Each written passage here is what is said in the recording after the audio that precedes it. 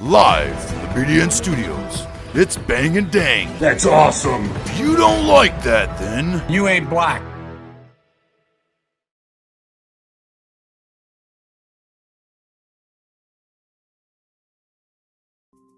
Covering mostly conspiracies, but we'll also have a little bit about the Warren investigation, Warren report, whatever you want to call it, and obviously the aftermath involving the shooting, the reaction around the country. We'll say a little bit about that, but mostly conspiracies on this one. We left off last episode actually kind of diving into a little bit of conspiracies with the Warren Commission saying that the Secret Service did not properly analyze information it possessed prior to the assassination and was inadequately prepared to protect Kennedy. And they said concerning the conclusions of probable conspiracy, 4 of the 12 committee members wrote dissenting opinions. So even the Warren Commission over here they're like, something's going on here, whether it was, obviously they're not hinting at like more than one shooter or anything like that, but at least a conspiracy within the government agencies so far. So we'll cover the magic bullet, the grassy knoll, obviously, and abundance of everything. So maybe even a little bit about this new one we just learned about the other day called the Prayer Man, which, spoiler alert, it's a bunch of bullshit. Yeah. So we got that coming up for you in light of investigative reports from the FBI's Technical Service Division and a specially appointed National Academy of Sciences committee determining that reliable acoustic data do not support a conclusion that there was a second gunman. The Justice Department concluded that no persuasive evidence can be identified to support the theory of a conspiracy. Well, this is the Justice Department. So, although the final report and supporting volumes of the HSCA, which is the Special Committee on Assassinations, House Special Committee on Assassinations, it was released. The final report was the working papers and primary documents were sealed until 2029 under congressional rules and only partially released as part of the 1992 JFK Act, which obviously everybody knows. Nothing came of those but a bunch of black bars and redacted. Yeah, didn't Trump? He tried. I think whatever came out was still redacted. Oh, that's right. That garbage. So stupid. I hate when they say they're releasing these. They're going to uncertify everything. No, redacted. No, you're not. It's sensitive information. There's people still alive that were involved or whatever, Well, if you all remember the 1992 movie with Kevin Costner, I don't know who else was in it. They made the movie called JFK, which renewed public interest in the assassination, and particularly in the still classified documents. Largely in response to the film, Congress passed the JFK Act, or the President John F. Kennedy Assassination Records Collection Act of 1992. I like the JFK Act. Yeah. The goal of this legislation was to collect at the National Archives and make publicly available all the assassination-related records held by federal and state government agencies, private citizens, and various other organizations. Well, okay. That means private videos and all that shit. Well, the JFK Act also mandated the creation of an... I wonder how many written statements they have, dude. Well, we know there's ear witnesses, over 100 and something. Right. They all had to make a statement. I'm sure they did, yeah. The JFK Act also mandated the creation of an independent office, which was the Assassination Records Review Board, to review the submitted records for completeness and continued secrecy. The review board was not commissioned to make any findings or conclusions regarding the assassination, just to collect and release all related documents. Oh, yeah. That's stupid. From 94 till 98, the Assassinations Record Review Board gathered and unsealed about 60,000 documents consisting of over 4 million pages. Oh, wow. And nothing new. Nothing. Government agencies requested that some records remain classified, and these were reviewed under Section 6 criteria of the JFK Act. There were 29,420 such records, and all of them were fully or partially released with stringent requirements for redaction. As I said, you look at a page, and there's like 20% of stuff you can read, and all the other stuff is blacked out. It'll say President Kennedy, and then black. And then is, and then black. Dead. Right. Wow. Sad. I mean, come on. Well, it's 2029. That expires no matter what. So not that long from now. Hey, they dumped Osama bin Laden in the ocean. Right. A staff report for the Assassinations Records Review Board contended that brain photographs in the Kennedy records are not of Kennedy's brain and show much less damage than Kennedy sustained. Yeah, because his head blew off, dude. It should be no brain, basically. So why are they there? The board also found that, conflicting with the photographic images showing no such defect, a number of witnesses at both the hospital and the autopsy saw a large wound in the back of Kennedy's head. Right. So which begs the question, why is there photos of a brain that's intact? Right. The board and board member Jeremy Gunn have also stressed the problems with witness testimony, asking people to weigh all of their evidence with due concern for human error, rather than take single statements as proof for one theory or another. Oh, shut up. Not 100 people are going to, that said or saw something. First of all, the video clearly shows half his head getting blown off. Right. Second of all, with the two shooters thing, we're not there yet. Right. Even the supposed so far, the autopsy is already questioned. Well, I think that's probably fake, but if it is real, the autopsy photo that's been floating around for years, his brain's like hanging out on the autopsy table. Right. So got a big ass hole in his head. So I don't know how they would get a different brain picture, but okay. All remaining assassination related records, approximately 5,000 pages, were scheduled to be released by October 26, 2017, with the exception of documents certified for continued postponement by succeeding presidents under the following conditions. 1, continued postponement is made necessary by an identifiable harm to the military, defense, intelligence operations, law enforcement, or conduct of foreign relations. None of those were. No. And the identifiable harm is of such gravity that it outweighs the public interest in disclosure. When would that ever be? None of those such were. Pertaining to JFK, what would be? That's stupid. There was some concern among researchers that significant records, particularly those of the CIA, might still remain classified after 2017. Oh, they are, not might. Although these documents may include interesting historical information, all of the records were examined by the review board and were not determined to impact the facts of the Kennedy assassination. Sure. Donald Trump said in October 2017 that he would not block the release of documents. April 26, 2018, the deadline set by President Trump to release all the records. He blocked some of the records until 2021, October 26. I think he was made. I think they just came out again, and they were still redacted all over the place. So nothing. The assassination evoked stunned reactions worldwide. The first hour after shooting was a time of great confusion before the president's death was announced. The incident took place during the Cold War. Yes. And it was at first unclear whether the shooting might be a part of a larger attack upon the United States. Are they Russian? Was it Russian propaganda? Look at this Russian propaganda bullshit. There was also concern whether Vice President Johnson, who had been riding 2 cars behind the motorcade, was safe. Well, of course he was safe. You know why? The news shocked the nation, as it should. People wept openly. They gathered in department stores to watch the television coverage, while others prayed. Oh. Thoughts and prayers, baby. Right. Traffic in some areas came to a halt as the news spread from car to car. Schools across the United States dismissed their students early. All right. Good for those students, huh? Anger against Texas and Texans was reported from some individuals. What? Various Cleveland Brown fans, for example, carried signs at the next Sunday's home game against the Dallas Cowboys, decrying the city of Dallas as having killed the president. Oh, jeez. However, there were also instances of Kennedy's opponents cheering the assassination, of course. Journalists reported rejoicing in the streets of Amarillo with a woman crying out, "Hey, great, JFK is croaked." Oh, damn. Well, not quite croaked, but the event left a lasting impression on many worldwide, as with the preceding attack on Pearl Harbor and much later, the September 11 attacks. People ask, where were you when you heard about President Kennedy's assassination? Right. Would become a common topic of discussion. Right. Yeah, everybody knows where they were on September 11th. Right. Now it's 9/11. I'm assuming same could be said for Pearl Harbor. So Pearl Harbor and Kennedy, right? Back then. MLK probably too. Bobby. Yeah. Okay. All right. So that was just a little information on how sick the world is there. Right.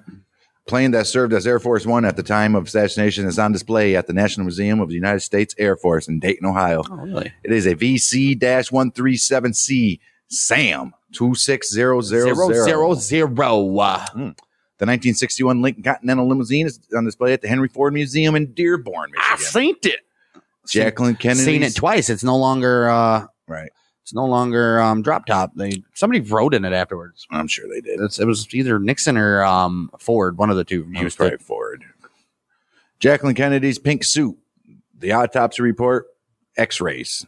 President Kennedy's blood-stained clothing are all in National Archives, with excess controlled by the Kennedy family. So stupid. So stupid. I mean, I don't care if he's president of the United States or not. Why would you want to keep bloodstained clothing? I mean, come on. It's important. Is it? Remember. Oh. We got to be in the archives. Yes. Same reason why they still have, well, Henry Ford Museum. They have Lincoln's chair he was sitting in when he got shot in the head. So might keep that. Don't. Well, they do. Other items in the archives include equipment from Parkland Hospital Trauma Room, Oswald's rifle, a diary, and a revolver. Whose revolver? Oswald's. Bullet fragments, and the windshield of Kennedy's limousine. The Lincoln The Cadillac. windshield. So I hope after that they beefed up how strong the limos were, because if the bullet went through the windshield, that's not good. Right. Well, the Lincoln Catafalque, on which Kennedy's coffin rested in the Capitol, is on display at the United States Capitol Visitor Center. Oh, that's cool. Cool. In 93, the 3-acre park within Daley Plaza, the buildings facing it, the overpass, and a portion of the adjacent rail yard, including the railroad switching tower, were incorporated into the Daley Plaza Historic District by the National Park Service. Much of the area is accessible by visitors, including the park and the grassy knoll. Elm Street is still an active thoroughfare, obviously. What, are they going to shut down the whole thing? An X painted in the road marks the approximate spot at which the shot struck Kennedy and Connolly. Texas School Book Depository and its 6th floor museum draw over 325,000 visitors annually. Wow. This is really worth it, though. All right. And contains a recreation of the area from which Oswald fired. Oh, I'm sure it does. 6th floor museum also manages the John Fitzgerald Kennedy Memorial, located 1 block east of Daley Plaza. I mean, I don't think that's a destination. I'm going to Dallas to see Texas School Book Depository. Right. I think if you're there, like, yeah, let's go see it. Yeah, right. At the direction of the president's brother, Attorney General Robert F. Kennedy, some items were destroyed by the United States government. I don't know what that was, because he was later murdered not too many years. Well, they're going to tell you what it was. The casket in which Kennedy's body was transported from Dallas to Washington was dropped into the sea by the Air Force because its public display would be extremely offensive and contrary to public policy. Yeah, why would you do that? It's like the one guy that, the one funeral home that tried keeping Harvey Oswald's. I wonder where at in the sea. I wonder if it's like beakered they know or marked. They know where it's at. And it was probably in like a iron case. What else is in it? The Texas State Archives has the clothes Connolly was wearing when he was shot. Well, they're not on display, though. Connolly was the governor. Yeah, they're just keeping them. Right. The gun Ruby used to kill Oswald later came into possession of Ruby's brother, Earl. How'd he get it? And it was probably a legal handgun, and was sold in 1991 for $220,000. Dang, Earl had to sell. Immediately after Kennedy was shot, many people suspected that the assassination was part of a larger plot. Immediately, broadcasters speculated that Dallas right-wingers were involved. Oh, of course they did. Well, it is a Democrat. Right. Ruber's murder of Oswald compounded initial suspicions. Among conspiracy theorists, author Mark Lane has been described as firing the first literary shot with his article Defense Brief for Oswald in the National Guardian's December 19, 1963 issue. Okay. Not even a month later. Thomas Buchanan's book, Who Killed Kennedy, published in May of 1964, has been credited as the first book to allege a conspiracy. Oh, shit. Told you, man, they were all over the shit from the get. Look at that, because obviously there was some crazy shit going on. 1964, the Warren Commission concluded that Oswald had acted alone. Yeah. No need to worry, guys. No. We've worked hard to find out that Oswald acted alone. Right. We got all the evidence, which we will not show you. For another 70 years and after even this. then. And that there is no credible evidence supporting the contention that he was involved in a conspiracy to assassinate the president. Of course he was with himself if he actually did it, right?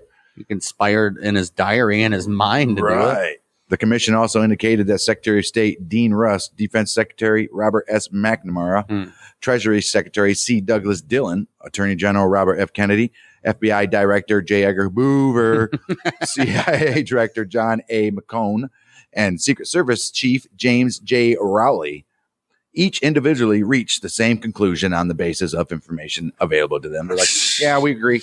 During the trial of Clay Shaw in 1969, Nolens District Attorney Jim Garrison challenged the single bullet theory, claiming that the Zapruder film, the guy who took it, they named it after him, indicated that the fatal shot to Kennedy's head was fired from the grassy knoll, a small hill that featured prominently in later conspiracy theories.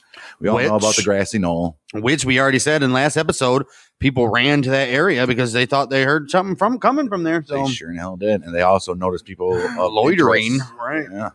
1979, the United States House Select Committee. 1979, the HSCA agreed with the Warren Commission that Oswald did in fact assassinate Kennedy, but concluded that the commission's report and the original FBI investigation were seriously flawed. The HSCA concluded that at least 4 shots were fired. Ooh, but it was only 3, remember? With a high probability that 2 gunmen fired at the president and that a conspiracy was probable. Not even 3. There was only 2 shots. There was 3. 2 hit Kennedy and the other one hit the curb, remember? Oh. The HSCA stated that the Warren Commission had failed to investigate adequately the possibility of conspiracy to assassinate the president. Right, because they didn't want to. Why would they?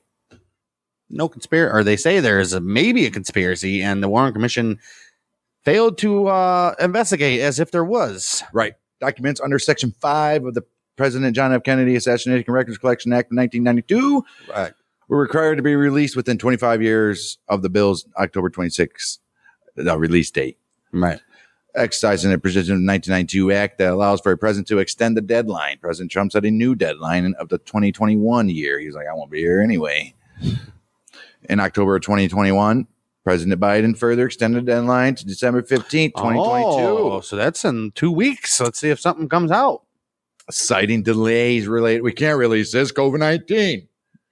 Get the hell out of here. Huh. That's interesting. I wonder how it's 2 weeks from now. Maybe Because we'll there's have to do a people little still follow-up. alive, I bet. Is there somebody still alive from then?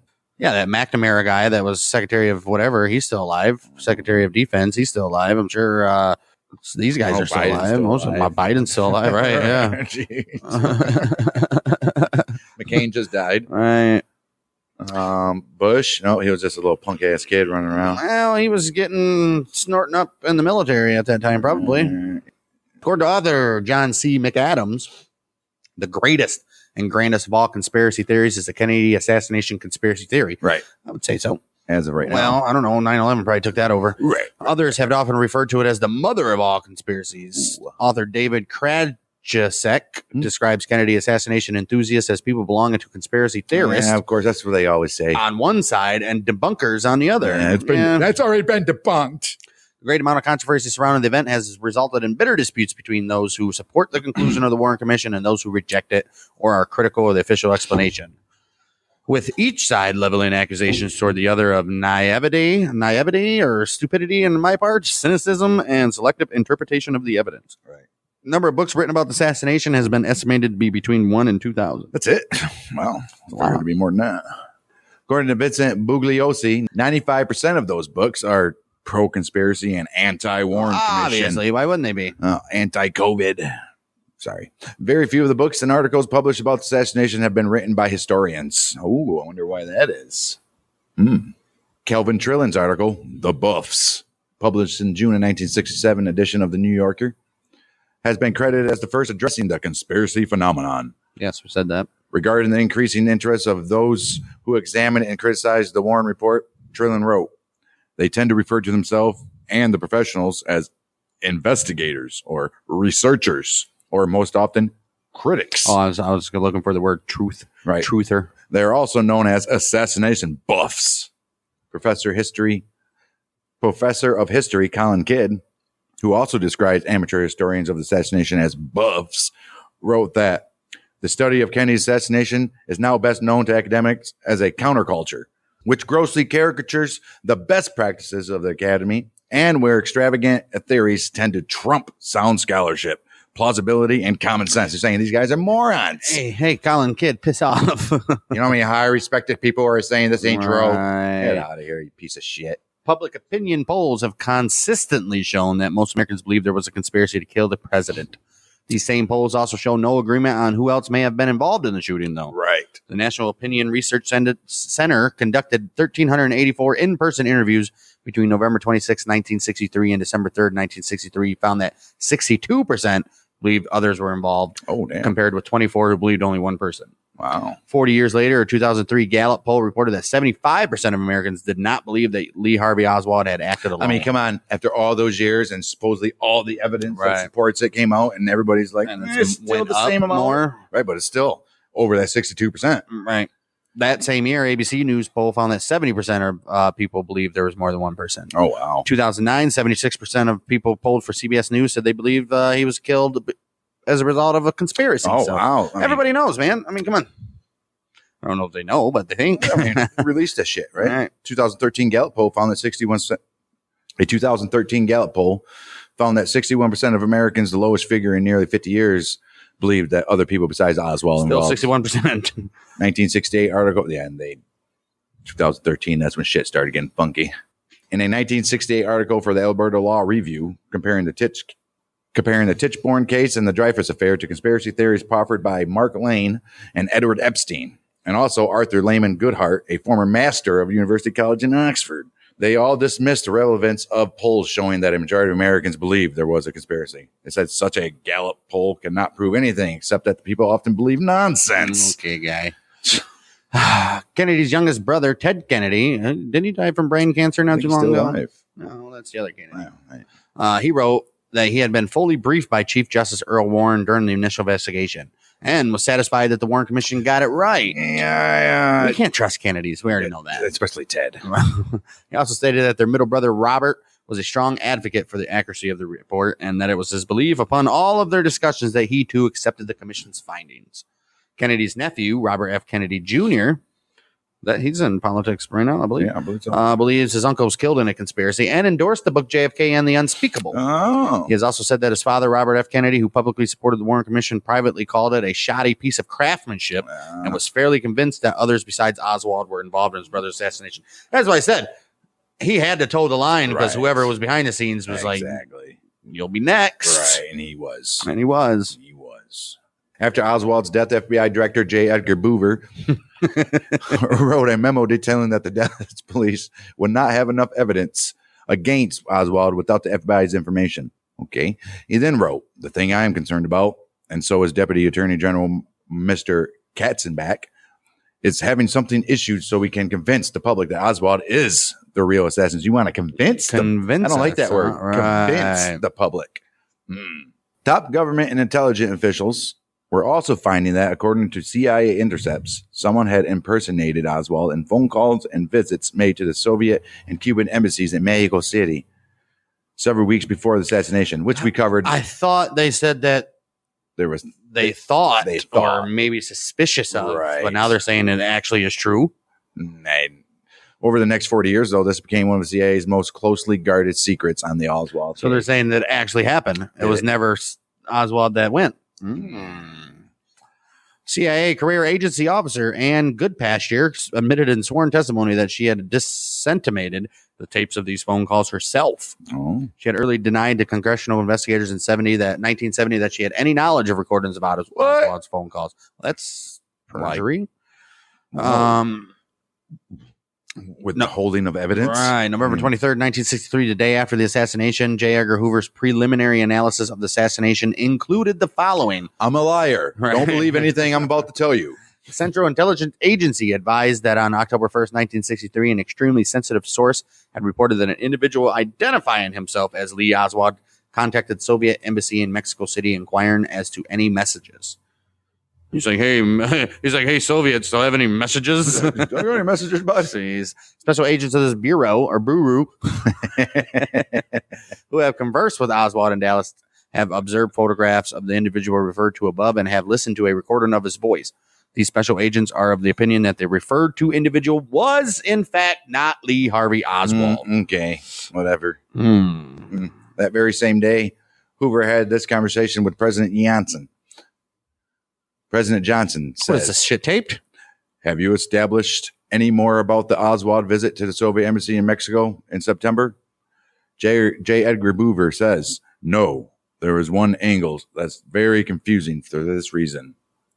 We have up here the tape and the photograph of the man at the Soviet embassy using Oswald's name.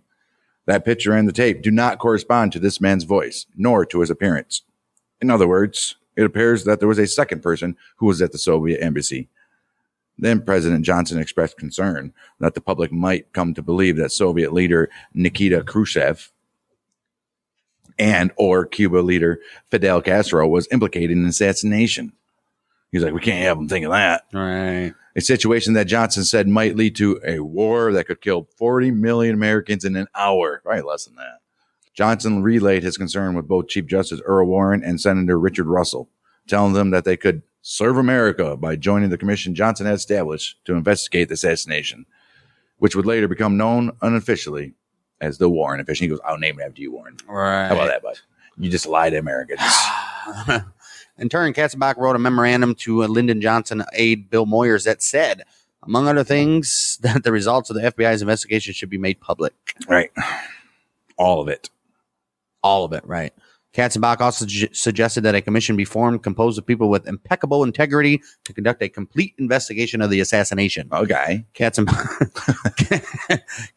wrote, speculation about Oswald's motivation ought to be cut off, and we should have some basis for rebutting thought that this was a communist conspiracy, or, as the Iron Curtain Press is saying, a right-wing conspiracy to blame it on the commies. He also wrote, the public must be satisfied that Oswald was the assassin, that he did not have Confederates who were still at large, and that the evidence was such that he would have been convicted at trial. 4 days after Katzenbach's memo, Johnson formed the Warren Commission. I don't think anybody was blaming it on the commies, though. Yeah. Somewhere. Yeah. Not everybody was blaming Russia. They thought Harvey was a communist, which he was. Right, it's true. He was more of a socialist, though. I don't like the way they're saying convince the public, and the public. I get the public must be satisfied, because they need to know that it's him and not nobody else. But the way they're saying it is like, we must convince these guys that Lee was the only one. Right. We still don't know. Numerous researchers, including author Mark Lane, Henry Hurt, Michael L. Kurtz, Gerald D. McKnight, Anthony Summers, and Harold Weisberg have referred to what they see as inconsistencies, oversights, exclusions of evidence, errors, change in stories, or changes made to witness testimony in the official Warren Commission investigation. Oh, I don't like that. They must convince. That's the word convince in there, which is not in this sentence. Which they say could suggest a cover-up of some sort. You think? I would come to that conclusion as well. Michael Benson wrote that the Warren Commission received only information supplied to by the FBI. Oh, there it is. The FBI. Yeah. Like I said, J. Edgar Hoover. And that its purpose was to rubber stamp the lone gunman theory. We need to convince the American people that the shooter was Lee Harvey Oswald. And no other person was involved. Walter Cronkite said, although the Warren Commission had full power to conduct its own independent investigation, it permitted the FBI and CIA to investigate themselves and so cast a permanent shadow on the answers. Right. Walter Cronkite. Good for him.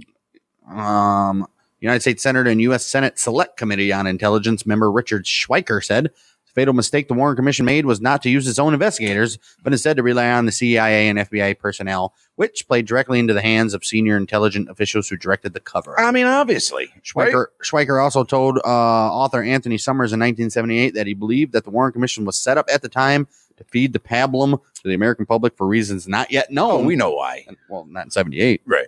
And that one of the biggest cover-up in the history of our country occurred at that time. Damn right it did. And this is after Watergate. Right. And this is after RFK's been dead. Right. Well, yeah. Maryland. Hell, they even took Janice from us. Damn heroin. 1966, Roscoe Drummond voiced skepticism about a cover-up in his syndicated column. He said, I'm sorry, I don't trust anybody named Roscoe. Right. Or the last name Drummond. Right. He said, if there were a conspiracy to cover up the truth about the assassination, it would have to involve the Chief Justice, the Republican, Democratic, and non-party members of the commission. Okay. The FBI, the CIA, the Secret Service, the distinguished doctors of the armed services. Well, the White House. A conspiracy so multiple and complex that it would have fallen of its own weight. No, because you know why? Because they're all together. Right. You idiots. And they all will continue to be together. That's why they said, how long? Well, we all should be dead by 2029, right? All right. Mm-hmm. Come on, you morons. That guy, he was you're right. What was his name? Roscoe Drummond? Yeah. Moron. People like that. Right. Richard Beyer, whoever that is, wrote that many witnesses whose statements pointed to a conspiracy were either ignored or intimidated by the Warren Commission. Of course. In JFK, The Last Dissenting Witness, a 92 biography of Gene Hill, Bill Sloan wrote that Warren Commission Assistant Counsel Arlen Specter,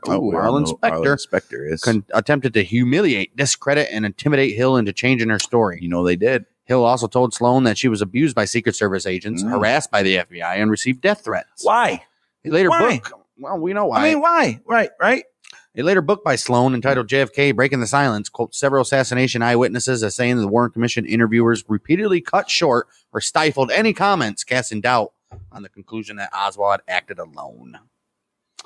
Wow, dude. I mean, just the fact that the government is doing that, which tells you, which people need to realize, the FBI and CIA. well, if anybody's been listening to the show, they know what the FBI is already. Right. And the CIA and Secret Service are smear campaigns. In the same. In a book called Crossfire, Jim Mars gives accounts of several people who said they were intimidated by either FBI agents or anonymous individuals into altering or suppressing what they knew regarding assassination. Some of those individuals include Richard Carr, Quelia Clemens, Sandy Speaker, hell of a name. They're all made up.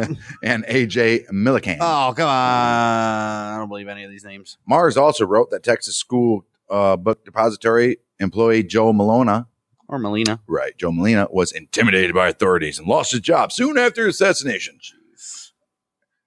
And that witness Ed Hoffman was warned by an FBI agent that he might get killed if he revealed what he observed in Daley Plaza on the day of the assassination. Why? Why would you get killed? Right. Warren Reynolds, who claimed that he saw the shooter of the police officer J.D. Tippit and chased him. He claimed that. Well, guess what happened to him? Shot in the head, January 1964, 2 days after first talking to the FBI. 2 months after the assassination. He survived, though. Yep. Reynolds later testified to the Warren Commission that in February 1964, someone attempted to kidnap his 10-year-old daughter. Jeez, dude. Yeah, come on. The idea that witnesses to the Kennedy assassination met mysterious or suspicious deaths because they knew things that conspirators did not want revealed has been called one of the topic's most popular and durable myths. I mean, come on. We got one going on today. It's called the Clinton body count. Yeah. Right? Allegations of mysterious or suspicious deaths of witnesses connected to the assassination originated with journalist Penn Jones Jr. Oh, that's a hell of a name. Right. On the third anniversary of the assassination, Ramparts, or a magazine or something, published an editorial from Jones and a handful of his articles that earlier appeared in his newspaper, the Midlothian Mirror, noting that they were 3 of 6 men who had met in Jack Ruby's apartment that night after Ruby shot Oswald. And Jones described the deaths of reporter Jim Cothy, reporter Bill Hunter, and Jack Ruby's first attorney, Tom Howard, as mysterious. Oh, okay. A second article in the same issue reported on the deaths of the 3 men, as well as 7 other individuals that Jones had investigated and said were to have had mysterious deaths in the 3 years since assassination were Arlene Roberts, Nancy Jane Mooney, Hank Killam, William Whaley, Edward Benavides, Dorothy Kilgallen. What's up with the kills? Right. And Lee Bowers. Huh. The reports in Ramparts was picked up by Reuters. Oh, geez. Routers. Is it Reuters? Yeah. No cares. They're garbage anyway. And various other news outlets such as Time. And they also stated that the Ramparts Jones non-history is riddled with factual errors and perverse conclusions, and offered examples to support their assessment. What's their examples? Yeah, exactly. 1973, similar claims that suspicious deaths of witnesses were brought to national attention by the theatrically released movie Executive Action. I don't think I've seen that movie. Of course not. It's 1973. Nobody saw it. 1989, Jim Mars published a list of 103 people he believed had died convenient deaths under suspicious circumstances. He noted that the deaths were grouped around investigations conducted by the Warren Commission. I mean, come on, if all these people were included in this and they just happened to die, right? All these investigations conducted by the Warren Commission, Nowlands DA Jim Garrison, the Senate Intelligence Committee, and the House Select Committee on Assassinations. So you think why would the New Orleans DA be there? Because remember, Oswald was in New Orleans, right? I think it's more the Warren Commission that was doing all the killing. Mars pointed out that these deaths certainly would have been convenient for anyone not wishing the truth of JFK assassination to become public. 2013, Richard Belzer. Richard Belzer? Why does that sound familiar? It doesn't. Richard Belzer. Is that the dude that plays in CSI? It is. Hey. He was the guy that Hulk Hogan choked out on live TV and busted his head on the floor. Remember that? I don't. Really? Sued him. Oh, wow. Yeah. 2003, Richard Belzer published Hit List and an in-depth investigation into the mysterious deaths of witnesses to the JFK assassination. Come on, guy. Let's not make them so long. Right. Examines the deaths of 50 people linked to the assassination and claims most of them were murdered as part of a cover-up. Obviously. Vincent Bugliosi devoted 2 pages of his book, Reclaiming History, the Assassination of JFK, to journalist Dorothy Kilgallen. Kilgallen was publicly skeptical of the official version of the assassination and Jack Ruby shooting of Lee Oswald. During 64 and 65, she wrote several newspaper articles on the subject and many relevant short items in her daily column.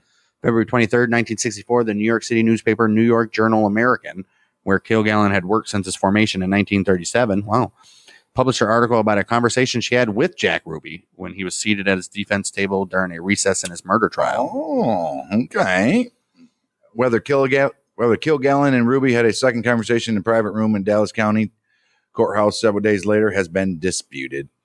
If they did, she never wrote about it. Off the record, baby.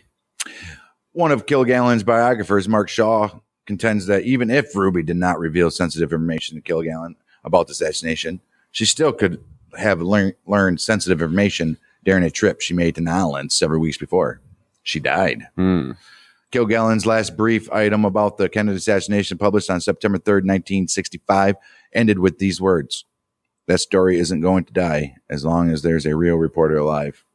And there are a lot of them alive. Well, one less now. Yep. 2 months later, November 8, 1965, she was found dead in her Manhattan townhouse. Her death was determined to have been caused by a combination of alcohol and barbiturates. I'm sure. Yeah, sure.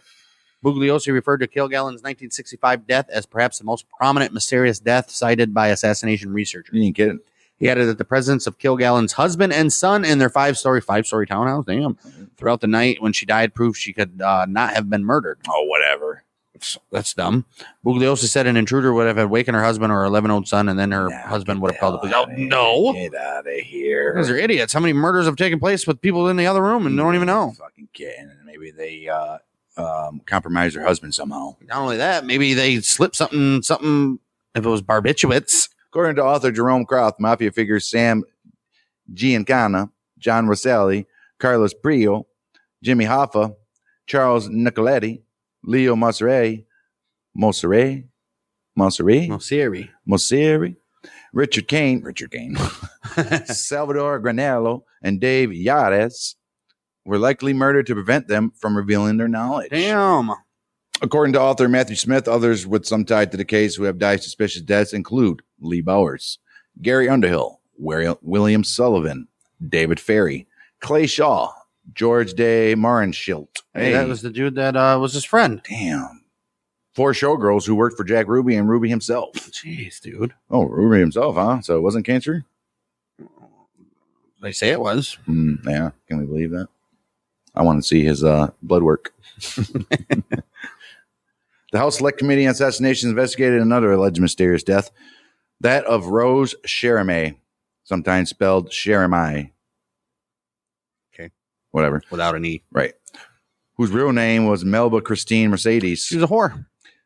The committee reported that Louisiana State Police Lieutenant Francis Fruge traveled to Eunice, Louisiana on November 20th, 1963, 2 days before the assassination, to pick up Cherame, who had sustained minor injuries when she was hit by a car.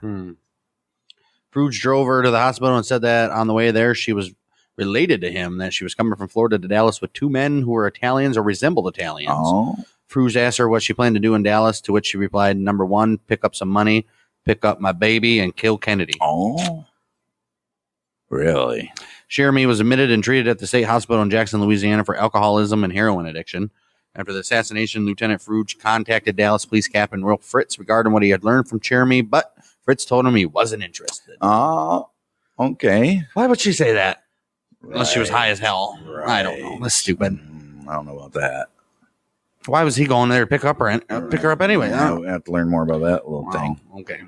In the 1970s, a state hospital physician, Dr. Victor Weiss, told a House Select Committee on Assassination investigator that on November 25th, 3 days after assassination, one of his fellow physicians told him that Cherame had stated before the assassination that President Kennedy was going to be killed. It's like, you don't get it. The president's going to be killed.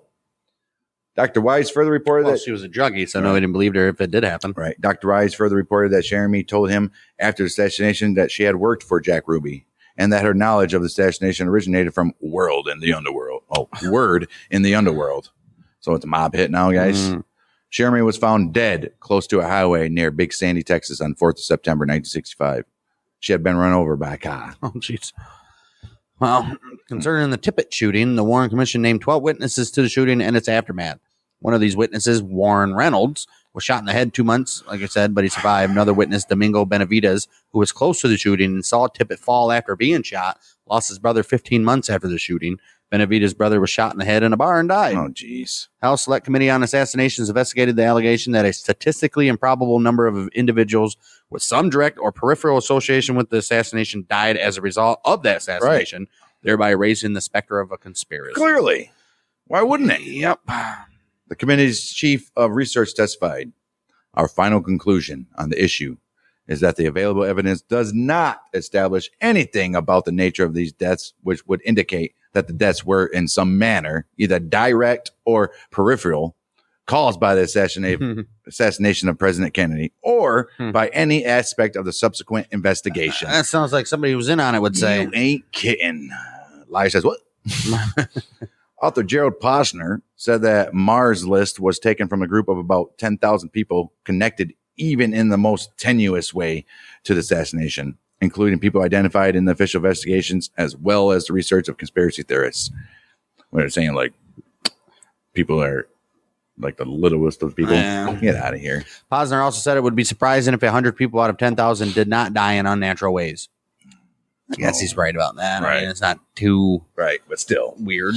He noted that over half of the people on Mars list did not die mysteriously, but of natural causes, such as Secret Service agent Roy Kellerman, who died of heart failure at age 69 in 1984. Did he, though? Long after the assassination, but is on Mars list as someone whose cause of death is unknown. Posner also pointed out that many prominent witnesses and conspiracy researchers continue to live long lives. Because they kept their mouths shut. Right. Well, I don't know. Conspiracy researchers. Well, I don't know, man. Yeah, but they're only putting out stuff to throw out. Right. There's a difference, too. Right. There's the conspiracy guys that are putting out shit just to deflect from the shit. Right. Yeah, so I don't know. Right. Who do you believe? Many of those who believe in a JFK assassination conspiracy also believe that evidence against Oswald was either planted, forged, or tampered with. Planted? No. Forged. What would have been planted? It was not even tampered with. Right. Some researchers assert that witness statements indicating the conspiracy were ignored by the Warren Commission. Josiah Thompson stated that the commission ignored the testimony of 7 eyewitnesses who said they saw smoke in the vicinity of the grassy knoll at the time of the assassination. Maybe there's just a big old powwow going on. As well as an 8th witness who said he smelled gunpowder. Well, I'm pretty sure. Well, I don't know how many people were there. You'd think somebody else would have smelled gunpowder. Right. Jim Mars wrote that the commission did not seek testimony of eyewitnesses on the triple underpass whose statements pointed to a shooter on the grassy knoll. Well, because the commission's stupid. Right. Other researchers reported that witnesses who captured the assassination via photographs or film had their cameras confiscated by police or other authorities. Well, we already said earlier that the Zapruder's family got $300,000 for each frame or something. It's ridiculous. Author Jim Mars and documentary producer Nigel Turner both presented the account of Gordon Arnold, who said that his film of the motorcade was taken by 2 policemen shortly after the assassination occurred. Another witness, identified as Beverly Oliver, came forward in 1970 and said she was the babushka lady who was seen in the Zapruder film in the motorcade. Okay. She also said that after the assassination, she was contacted at work by 2 men who she thought were either FBI or Secret Service agents. They've had to say. Right. According to Oliver, the men told her that they wanted to take her film, have it developed, and then return it to her within 10 days. They took her film, but never returned it. Obviously. You dumbass. Why would she do it? Why would she let them take it when she could be like, I'll develop it for you? Nah, dude, I'm good. Richard Beyer and others have complained that many documents pertaining to the assassination have been withheld over the years. They have, yes. Including documents from investigations made by the Warren Commission, the House Select Committee on Assassinations, and the Church Committee. These documents individually included the president's autopsy records. Some documents... Oh, because autopsy records are public still. I don't think so. Some documents still are not scheduled for release until 2029. Many documents were released during mid-late 90s, which we said before. However, some of the material released contains redacted sections. Yes. Tax return information, which identified employers and sources of income, has not yet been released. Get the fuck out of here. I don't think people need your tax return information Get anyway. the piss out of here. The existence of several secret documents related to the assassination, as well as a long period of secrecy, suggests to some the possibility of a cover-up. One historian noted there exists widespread suspicion about the government's disposition of the Kennedy assassination record, stemming from the beliefs that the federal officials, have not made available all government assassination records, even to the commissions that investigated it, and have heavily redacted the records released under FOI, Freedom of Information Act, in order to cover up sinister conspiracies. Clearly. According to the ARRB, all Warren Commission records, except those records that contain tax information, are now available to the public with only minor redactions. No, it's not true. There is a lot, but nothing of significance. In response to a Freedom of Information Act request filed by journalist Jefferson Morley, the CIA stated in 2010 that it had over 1,100 documents in relation to the assassination. About 2,000 pages in total that have not been released due to national security related concerns. Like what? Well, it could be. Some researchers have alleged that various items of the physical evidence have been tampered with, including the single bullet, also known as the magic bullet. Yeah, the magic bullet. You know, the one that went through Kennedy's back of the neck, out his neck, hit the governor in his chest, and then came through his wrists, and then went into his thigh or something, right? Yeah, that's a hell of a bullet, dude. Right. Various bullet cartridges and fragments that were tampered with, the presidential limousine's windshield, the paper bag in which the Warren Commission said Oswald hid the rifle, the so-called backyard photos depicting Oswald holding the rifle, the Zapruder film itself, the photographs and radiographs obtained at Kennedy's autopsy, and the president's dead body itself. Wow. You know his brain's missing? Yeah. I think they got it back now, but it was missing. Somebody stole his brain. Yeah. It's crazy. Among the evidence against Oswald are photographs of him holding a Carcano rifle in his backyard, the weapon identified by the Warren Commission as the assassination weapon. It had the same notches, they said. The House Select Committee on Assassinations concluded the Oswald photos are genuine, and Oswald's wife, Marina, said that she took them. 2009, the journal Perception published the findings of course she said that. Hanny Farad, a professor in the Department of Computer Science at Dartmouth, who used 3D modeling softwares that analyzed one of the photographs. He demonstrated that a single light source could create seemingly incongruent shadows and concluded that the photograph revealed no evidence of tampering. Researcher Robert Groden asserts that these photos are fake. Oh. What are you going to do? It's a hell of a Photoshop back in the day, though, right? Right. Groden said in 1979 that 4 autopsy photographs showing the back of Kennedy's head were forged to hide a wound fired from a second gunman. According to Groden, a photograph of a cadaver's head was inserted over another, depicting a large exit wound in the back of the president's head. HSCA Chief Counsel G. Robert Blakely stated that the suggestion that the committee would participate in a cover-up is absurd. You would say that, HSC Chief. And that Groden was not competent to make a judgment on whether a photograph has been altered. Blakely stated that the photograph analysts panel for the panel committee had examined the photographs, and they considered everything that Groden's had to say and rejected it. Yeah. There's no standing. Well, the House Select Committee on Assassinations described the Zapruder film as the best available photographic evidence of the number and timing of the shots that struck the occupants of the limousine. Assassination Records Review Board said it is perhaps the single most important assassination record. According to Vincent Bugliosi, the film was originally touted by the vast majority of conspiracy theorists as incontrovertible proof of a conspiracy, but is now believed by many conspiracy theorists to be a sophisticated forgery. Wow, they went to some great lengths if they forged a video too. Right. Jack White, a photographic consultant to the House Select Committee, claimed that there were anomalies in the Zapruder film, including an unnatural jerkiness of movement or change of focus in certain frame sequences. 1996, the Assassination Records Review Board asked Kodak product engineer Roland Zavada to undertake a thorough technical study of the Zapruder film. He concluded that there was no detectable evidence of manipulation or image alteration of the film's original version. Okay. Well, Formier. I don't know, man. 1963, did they have that? Some hell of technology in 1963 to be doing that. Oh, they did. Maybe. The military had microwaves in the 40s. Okay. Microwaves is way different than video. Where obviously we know video is easily... They had GPS in the 40s. Video is easily... you can tell if video is manipulated or not. Former senior official at the CIA's National Photographic Interpretation Center, Dino Brugioni. What's up with these freaking names? Yeah, mobs.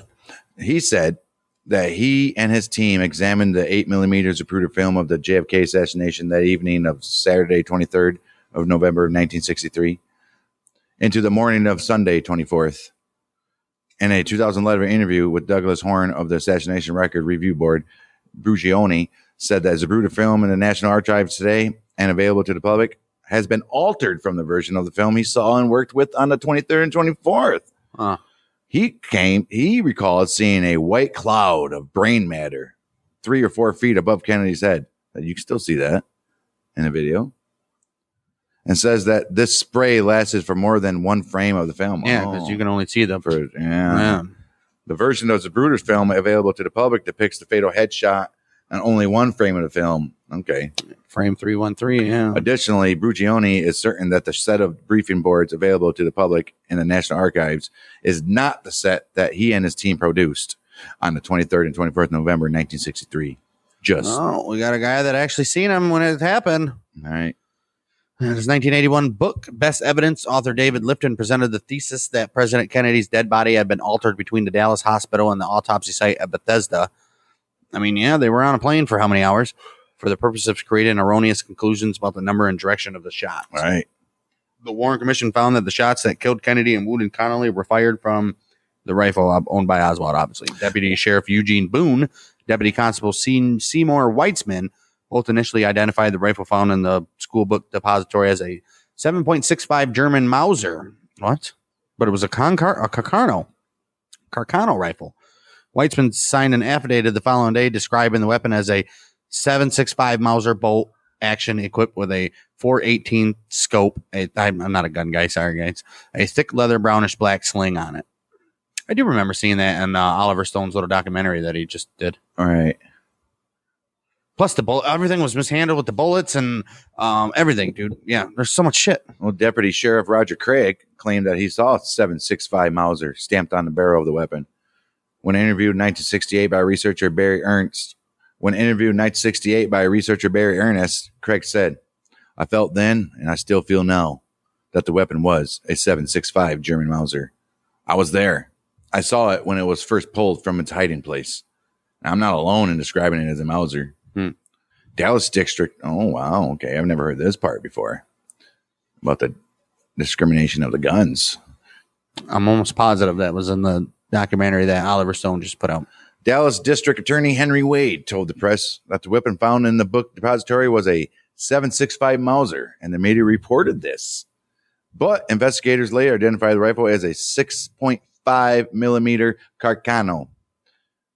In Matrix for Assassination, author Richard Gilbride suggested that both weapons were involved in assassination and that Dallas Police Captain Will Fritz and Lieutenant J. Carl Day both might have been conspirators. Not might. Addressing speculation and rumors, the Warren Commission identified Weitzman as the original source of the speculation that the rifle was a Mauser. And they stated that police laboratory technicians subsequently arrived and correctly identified the murder weapon as a 6.5 Italian rifle. So believe us. Right. The Warren Commission determined that 3 bullets were fired at the motorcade. One of the 3 missed the vehicle entirely. They hit the curb. The one hit, like I just said, passed through Kennedy's body before striking Connolly, passed through his wrist, hit and everything. 3rd bullet was the fatal one to the head. Some claim that the bullet that passed through President Kennedy's body and hit Governor Connolly, dubbed by some as the magic bullet, was missing too little mass to account for the total weight of bullet fragments later found by the doctors who operated at. Because remember, they found the bullet on the stretcher. Right. Those making this claim concluded the governor's chief surgeon, Dr. Robert Shaw, as well as 2 of Kennedy's autopsy surgeons. Those making this claim included the chief surgeon of the governor and 2 of Kennedy's autopsy surgeons. So they're like, yeah, this is too. Right. This is still too heavy of a bullet to hit all those and bounce off of this and go through that and do that. I mean, there's still the whole shell left, or the slug left. I mean, come on, guys. However, in his book 6 Seconds in Dallas, author Josiah Thompson took issue with this claim. Josiah's a little fucking this guy's, he's a little shill, isn't he? Yeah, this guy. He added up the weight of the bullet fragments listed in the doctor reports and concluded that their total weight could, quote unquote, have been less than the mass missing from the bullet. Shut up. When you say could, that means it's not right. You know how soft bullets are, anyways? Yeah. There's no way there's going through all that. It went through four separate, It's a lot. 5 separate tissues, in and out, and then in. It's a lot. I mean, come on. With Connolly's death in 1993. Not only that, it hit the dude's wrist and shattered his wrist, so that it would have been damage from the bone. Oh, definitely. Yeah. With Connolly's death in 1993, forensic pathologist Dr. Cyril Wett and the Assassination Archives and Research Center petitioned Attorney General Janet Reno to recover the remaining bullet fragments from Connolly's body, Oh, damn. contending that the fragments would disprove the Warren Commission's single gunman conclusion. The Justice Department replied that it would have had no legal authority to recover the fragments unless Connolly's family gave it permission to do so. And, of course, Connolly's family is like, no, we want to live. No. We want to live. Right. So, no. Well, of course, the Warren Commission concluded that 3 shots were fired. Yeah, 3 shots were fired from the school book depository in a time period ranging from 4.8 to in excess of 7 seconds. Some assassination researchers, including Josiah Thompson and Anthony Summers, dispute the commission's finding. Hey, okay. They point to the evidence that brings into question the number of shots fired, the origin of the shots, and Oswald's ability to accurately fire 3 shots such a short amount of time from a moving target. Right. These researchers suggest that multiple gunmen were involved. Wait, Josiah, Right. what are you doing to me? Right. What is happening here? You're either with us or you were not. What's going on here? I thought I was out. They dragged me back in. Based on the consensus among the witnesses at the scene, and in particular the 3 spent cartridges found near an open window on the 6th floor of the book depository, the Warren Commission determined that the preponderance of the evidence indicated that 3 shots were fired. Well, not to mention that the people below the floor supposedly heard the shells hit the ground. Right, man. The floor. I mean, come on. 1979, the House Select Committee on Assassinations concluded that there were 4 shots, one coming from the grassy knoll. Wait, so they concluded that? I don't ever remember it being concluded that there was. The Warren Commission and later the House. Some say the Select headshot is the grassy knoll shot. Right. The Warren Commission and later the House Select Committee on Assassination concluded that one of the shots from President Kennedy in the back of the neck exited his throat, struck Governor Connolly in the back, exited the governor's chest, shattered his right wrist, implanted itself into his thigh. Right. This conclusion became known as the single bullet theory. Yeah, the magic bullet. Right. Right. Mary Mormon said in a TV interview immediately after the assassination that there were either 3 or 4 shots close together, that shots were still being fired after the fatal shot, and that she was in the line of fire. 1967, Josiah Thompson concluded from a close study of the Zapruder film and other forensic evidence corroborated by the eyewitnesses that 4 shots were indeed fired in Daley Plaza, with 1 wounding Connolly and 3 hitting Kennedy. Oh, shit. So one still hit the curb, though, so one of them... Yeah, what the hell? On the day of the assassination, Nellie Connolly, who was the wife, seated in the presidential car next to her husband, in her book... On the day of assassination, Nellie Connolly was sitting next to her husband, obviously, in the car. In her book, From Love Field, Our Final Hours, she said she believed that her husband was wounded by a bullet separate from the 2 that hit Kennedy. Yeah, I bet she does. He had to have been. Yeah, clearly.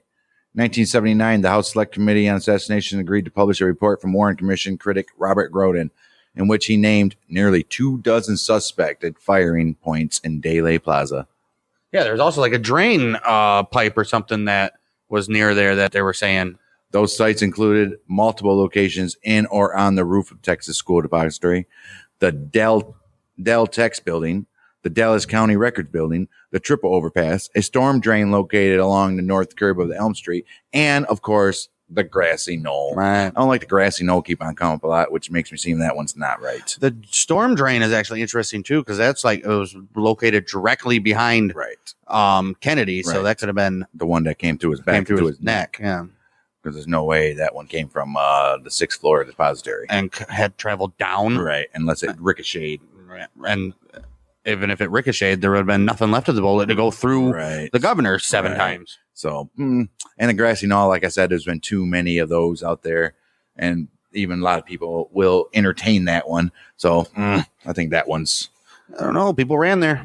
Josiah Thompson concluded that the shots fired at the motorcade came from 3 locations: the Texas School Depository, the grassy knoll, and the Dal-Tex building. According to some researchers, the grassy knoll was identified by most witnesses as the area from where shots were fired. I'll take it. March of 65, Harold Feldman wrote that there were 121 witnesses to the assassination listed in the Warren report, 51 of whom indicated that the shots that killed Kennedy came from the grassy knoll, while 32 said the shots originated from the school book depository. We had this poll already. Right. In 1967, Josiah Thompson examined the statements of 64 witnesses and concluded that 33 of them thought that the shots came from the grassy knoll. I mean, come on. That's half. Pretty much. That is over half, actually. In 1966, Esquire magazine credited Feldman with advancing the theory that there were two assassins, grassy knoll and book depository. Jim Mars also wrote that the weight of evidence suggested shots came from both the grassy knoll and the Texas school book depository. Oh, man. Well, Lee Bowers operated a railroad tower that overlooked the parking lot on the north side of the one that grassy said knoll. he saw the guys. Right. When interviewed by Warren Commission 1964, he reported that he saw two men behind the grassy knoll stockyard fence before the shooting took place. The men did not appear to be acting together or doing anything suspicious. After the shooting, Bowers said that one of the men remained behind the fence, but that he lost track of the second man. When interviewed by Mark Lane... Oh, his clothing blended into the foliage. So did he have some camo or something on? Right. When interviewed by Mark Lane and Emil De Antonio in 1966 for their documentary film Rush to Judgment, Bowers noted that he saw something that attracted his attention. Either a flash of light or smoke from the grassy knoll, allowing him to believe something out of the ordinary had occurred there. I don't like... By now, it's 3 years later, and there's already conspiracies floating. Right. He didn't say anything about a flash of light or smoke from the knoll when he was interviewed first. So why now he's saying it for a documentary? Well, now Bowers is saying that he told Lane that he heard 3 shots, the last two in quick succession. Mm-hmm. So there's no way for Lee Harvey to rack his bullet, put the scope on where he needs to go. To be like pow pow. Yeah, there's no way. Impossible. I'm sorry, boys. Right. Sorry, boys. If you ever shot a rifle before, it don't work that way. It better be a quick damn reloader, that's for sure. Mm-hmm. Yeah, these two famous. In every video, you see this couple getting down on the ground with their kid, the Newmans. Jesse Price was the building engineer for the Terminal Annex building, which is located across from the school book depository on the opposite side of Daly Plaza. He viewed the presidential motorcade from the Terminal Annex building's roof. In an interview with Mark Lane, Price said that he believed the shots came from just behind the picket fence where it joins the triple underpass. Just behind the riverbank? That's the grassy knoll. Several conspiracy theories say that at least one shooter was located in the Dal-Tex building, located across the street from the Texas School Book Depository. According to L. Fletcher Prouty, the physical location of James Tagg when he was injured by a bullet fragment is not consistent with the trajectory of a missed shot from the Texas School Depository. That was the one that hit the curb and bounced up and got him in the face, remember? Leading Prouty theorized that Tagg was instead wounded by a missed shot from the second floor of the Dal-Tex building. Some researchers claim the FBI photographs of the presidential limousine show a bullet hole in its windshield above the rearview mirror and a crack in the windshield itself. When Robert Groden, author of The Killing of a President, asked for an explanation, the FBI responded that what Groden thought was a bullet hole occurred prior to Dallas. No, man, that crack in windshield was already there. Get out of here. They're just riding around with a cracked windshield? That's why the windshield was missing out of the damn car. They took it. Right. Yeah. 1993, George Whitaker, a manager at the Ford Motor Company's Rogue plant in Detroit, a long way from Dallas, told attorney and criminal justice professor Doug Weldon that after reporting to work on November 25th, 2 days after the assassination, he discovered the presidential limousine in the Rogue plant's B building with his windshield removed. Oh. Whitaker said that the limousine's removed windshield had a through-and-through bullet hole from the front. Uh-huh. He said that he was directed by one of Ford's vice presidents to use the windshield as a template to fabricate a new one to put in the as a replacement. He also said he was told to destroy the old one. Oh, wow. But he didn't. No, that's what happened to it. All right. Yeah. Apparently, right? Film and photograph. Why would they take it up to I mean, I guess it is the plant, but right. I mean, come on, they couldn't have had it. Why would they take it to a plant where some random guy like that would have replaced it? They could have had somebody come in and do it somewhere else. Come on. Film and photographic evidence of assassination have led viewers to different conclusions regarding the origin of the shots. You think? Which we all know. When the fatal shot struck, the president's head and upper torso moved rapidly backwards, indicating to many observers a shot from the right front. Grassy knoll.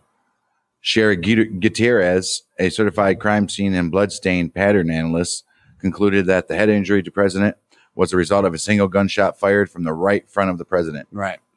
Paul Chambers believes that the fatal headshot is consistent with the high velocity rifle rather than the medium velocity Mannlicher Carcano.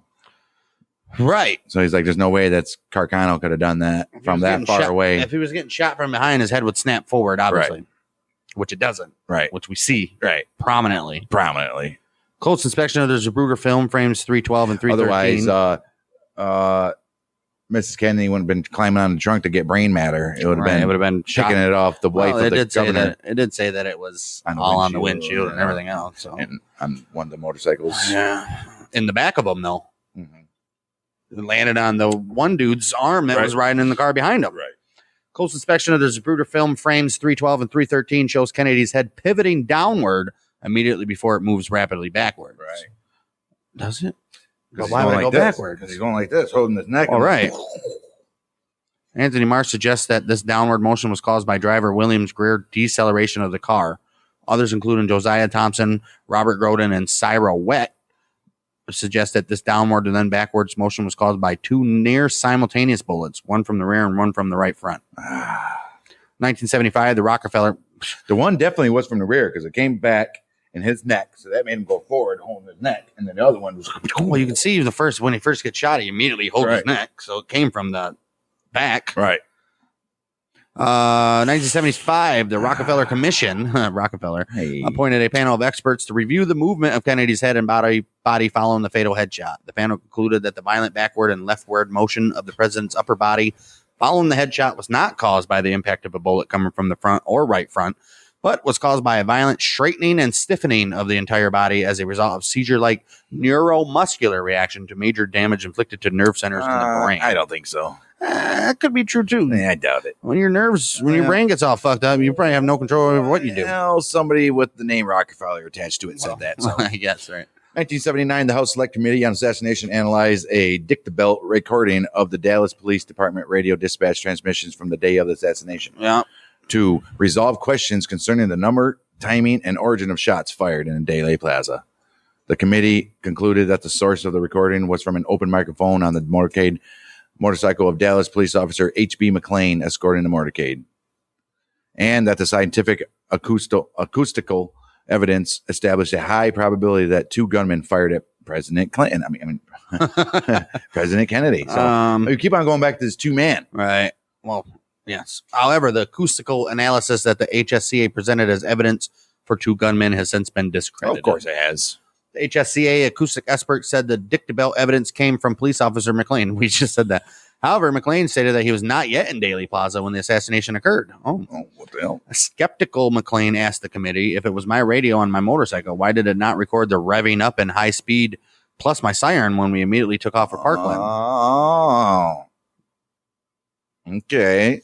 Also in 1982, a panel of 12 scientists appointed by the National Academy of Sciences, including Nobel laureates Norman Ramsey and Louis Alvarez, unanimously concluded that the HSCA's acoustic evidence was seriously flawed. Right. Well, yeah, look at that. Even the cop was like, come on. He's like, come on, guys. Come on. They concluded. Could they edit that out, though? I mean, I don't know. They concluded that the recording was made after the president had already been shot and that the recording did not indicate any additional gunshots. Their conclusions were later published in the journal Science. In 2001, article in Science and Justice, a publication of Britain's Forensic Science Society, D.B. Thomas, wrote that the NAS investigation was itself flawed. Thomas analyzed audio recordings made during the assassination and concluded with a 96% certainty that a shot was fired from the grassy knoll in front of and to the right of the president's limo. 2005, Thomas's conclusions were rebutted in the same journal. Oh, so they're... Okay. Ralph Linsker and several members of the original NAS team reanalyzed the recordings and reaffirmed the earlier conclusion of the NAS report that the alleged shot sounds were recorded approximately 1 minute after assassination. In 2010, why are there shot sounds recorded after the assassination? Right. And in 2010, book D.B. Thomas challenged the 2005 Science and Justice article and restated his conclusion that there actually were two gunmen. We're going to go back and forth. We're going to go back and forth for dude. years. Still are. Still today. Some researchers have pointed to the large number of doctors and nurses at Parkland Memorial Hospital who reported that a major part of the back of the president's head was blown out. 1979, the HSCA noted. We've seen it. Yeah. The various accounts of the nature of the wounds to the president, as described by the staff at the hospital, differed from those in the Bethesda autopsy. Why can't they report, just tell the truth? as well as from what appears to be appears in the autopsy photographs and X-rays. Jeez. HSCA concluded that the most probable explanation for the discrepancy was that the observations of the Parkland doctors were incorrect. The doctors that were immediately there and saw it, they'll never forget 5 minutes after it happened. Never forget it in their lives. Right. And like they were alluding to earlier, if they messed with it on the plane, there was what? Dallas to Maryland or Bethesda or wherever I think it's Maryland. How many hours is that? They had so much time to do stuff. Some critics skeptical of the official single bullet theory have stated that the bullet's trajectory, which hit Kennedy above the right shoulder blade and passed through his neck, according to autopsy, would have to change course to pass through Connally's rib cage and fracture his wrist. Obviously, Kennedy's death certificate. Didn't it say that he was? Didn't last episode it said Connally was sitting to the right of Kennedy, right? So it would have had to hit Kennedy, come that way, hit him through the ribs, come out his chest, and then come out. And I mean, come on, dude. And the bullet still. No way. Come on. Kennedy's death certificate, which was signed by his personal physician George Berkeley, locates the bullet at about the level of the third thoracic vertebra, which some claim was not high enough to exit his throat. Right? It's not. Furthermore, since the shooter was in a 6th floor window of the book depository, the bullet traveled downward. The autopsy descripted sheets displaying a diagram of the president's body with some low placement at the third thoracic vertebra. It would have to be up, right? It would have to be up. Right. There's no way. Well, yeah, because it didn't hit his back of his neck. It came out his neck. It came, but it hit his shoulder blade. Right. So that means it would have had to travel up to come out his neck, because remember they said it came like right above his necktie. So, yeah, dude, I mean, come on. Dude was 6 stories up. Right. There's conflicting testimony regarding that one actually could have been the sewer drain, because that would have been low level. Very possible, yes. There's a conflicting testimony regarding the autopsy performed on Kennedy's body, particularly during the examination on his brain, and whether or not the photos submitted as evidence are the same, which we alluded to earlier.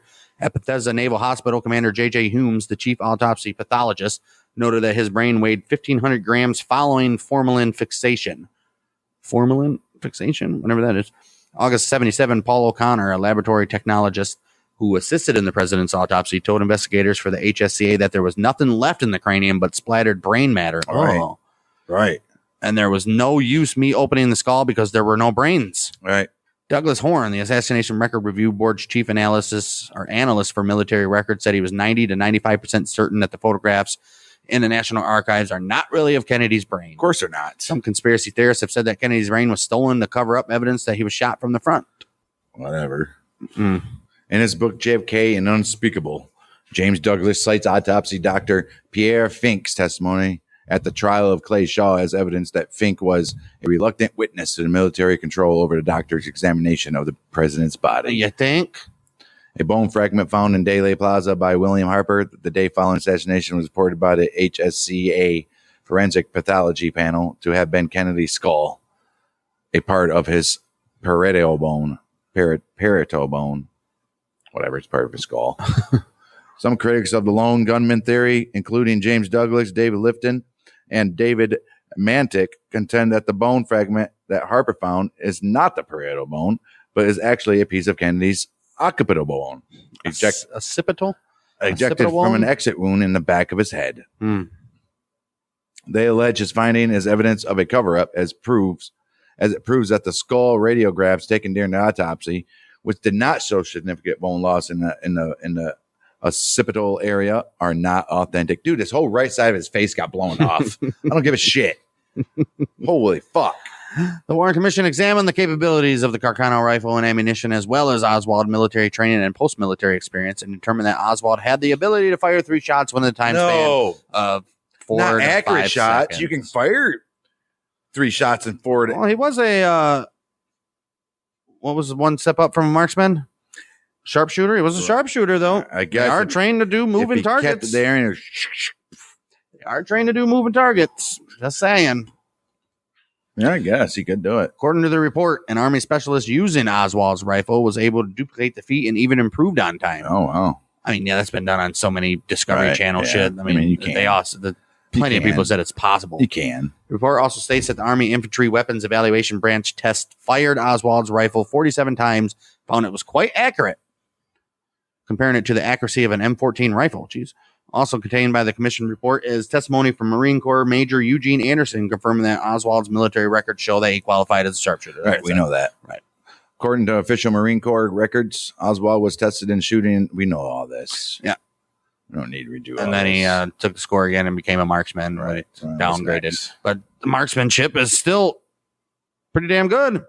Despite Oswald's confirmed marksmanship in the Marines, conspiracy theorists like Walt Brown and authors such as Richard H. Popkin contend that Oswald was a notoriously poor shot, that his rifle was inaccurate, and that no reconstruction of the event has ever been able to duplicate his ability to fire 3 shots within the time frame given by the Warren Commission. Well, he's a liar. Well, that's a downright lie there, Richard Popkin. Right. The Warren Commission concluded that there is no evidence that he was involved in any conspiracy directed to the assassination of the president. Yeah, you're a liar. Right. The commission came to this conclusion after examining Oswald's Marxist and pro-communist background, including his defection to Russia, New Orleans branch of the Fair Play for Cuba Committee, and the various public and private statements made by him espousing Marxism. I don't care.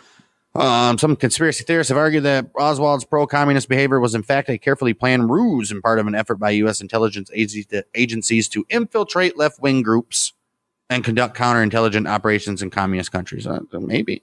Others speculate that Oswald was either an agent or an informant of the U.S. government, possibly. Yep. That he may have been trying to expose the plot behind the assassination. I think that's exactly what it is.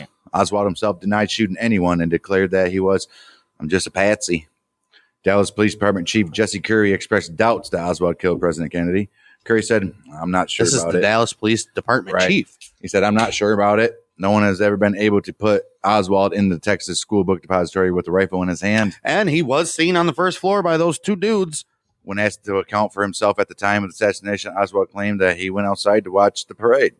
To watch P Parade. Referring to presidential motorcade.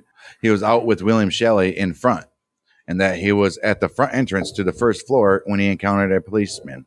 I mean, William Shelley does say that this is the praying man theory where there's a shadow in the door, which William Shelley is confirmed to be in the doorway. Right. And they say there's a shadow behind him that has characteristics of Oswald. The problem is there's like little snippets and you can't get a good viewing of it. Well, initially, Texas School Book Depository Superintendent Roy Truly and Otis Campbell, the depository vice president, said they saw Oswald in the first floor storage room at the time of the shooting. Some researchers, including Stan Dane, theorized that a man was filmed standing on the depository front steps during the assassination, referred to as Prayer Man. Yeah. And that man is Lee Harvey Oswald. I don't know. There's a whole thing on it, but nobody knows. Right. It's impossible. Oswald's role as FBI informant was investigated by Lee Rankin and others of the Warren Commission, but their findings were inconclusive. Obviously, they were. Several FBI employees had made statements indicating that Oswald was indeed a paid informant, but the commission was nonetheless unable to verify the veracity of these claims. FBI agent James Hossey reported that his office's interactions with Oswald were limited to dealing with his complaints about being harassed by the FBI for being a communist sympathizer. In the weeks before, that lends credence to this guy could just walk into any office and be like, I want to talk to the FBI. And they're instantly talking to him. Yep. In the weeks before the assassination, he made a personal visit to the FBI's Dallas branch office with a hand-delivered letter, which, that was the one where it supposedly said he was going to blow up the FBI or something. Get out of here. Right. Some researchers suggest that Oswald served as an active agent of the CIA, often pointing to how he attempted to defect to Russia, but was, however, able to return without difficulty. That's what we said in the first episode. As evidence of such that he was working for the CIA. Even receiving the repatriation loan from the State Department. Why would they give him money to come back? Exactly. A former roommate of Oswald, James Bellaho, who would later become a California judge, stated in an interview with Mark Lane that he believed Oswald was involved in an intelligence assignment in Russia, although Botello did not mention his suspicion in his testimony to the Warren Commission years earlier. Of course he didn't. He wanted to live. Right. Oswald's mother, the piece of shit Marguerite, Yeah. Oswald's mother, Marguerite, often insisted that her son was recruited by an agency of the U.S. government and sent to Russia. New Orleans district attorney and later judge Jim Garrison, who was in 1967 brought Clay Shaw to trial for assassination of President Kennedy, also held the opinion that Oswald was most likely a CIA agent drawn into the plot to be used as a scapegoat, even going as far as saying that Oswald generally was probably a hero. Well, I don't know. That guy's that moron. more, buddy. Senator Richard Schweiker, member of the U.S. Senate Select Committee on Intelligence, remarked that everywhere you look with him, there are fingerprints of intelligence, meaning the CIA or something, right? Schweiker also told author David Talbot that Oswald was a product of a fake defector program run by the CIA. Yeah, make it look like they're defecting, but they're really doing missions and shit. Right. Shit, we don't even know how deep the CIA and FBI have stuff going on, dude. Right. I mean, it's just... We know. We don't know, though. That's the thing. We know what we know, but we don't know. Right. Richard Sprague, interim staff director at the chief counsel to the U.S. Select Committee, stated that if he had to do it over again, he would have investigated the Kennedy assassination by probing Oswald's tied to the Central Intelligence Agency. Guess what? You can do it over again. He clearly can. Wilcott was unable to identify the specific case officer who had initially informed him of Oswald's agency relationship, nor was he able to recall the name of the cryptonym. But he named several employees of the post abroad with whom he believed he had subsequently discussed the allegations. That year, Wilcott and his wife, Elsie, also a former employee of the CIA, repeated those claims in an article of the San Francisco Chronicle. The HSCA investigated Wilcott's claims, including interviews with the chief and deputy chief of the station, as well as officers in finance, registry, the Soviet branch, counterintelligence, and concluded in their 1979 report that they were not worthy. Of course they weren't. They've already denied everything so far.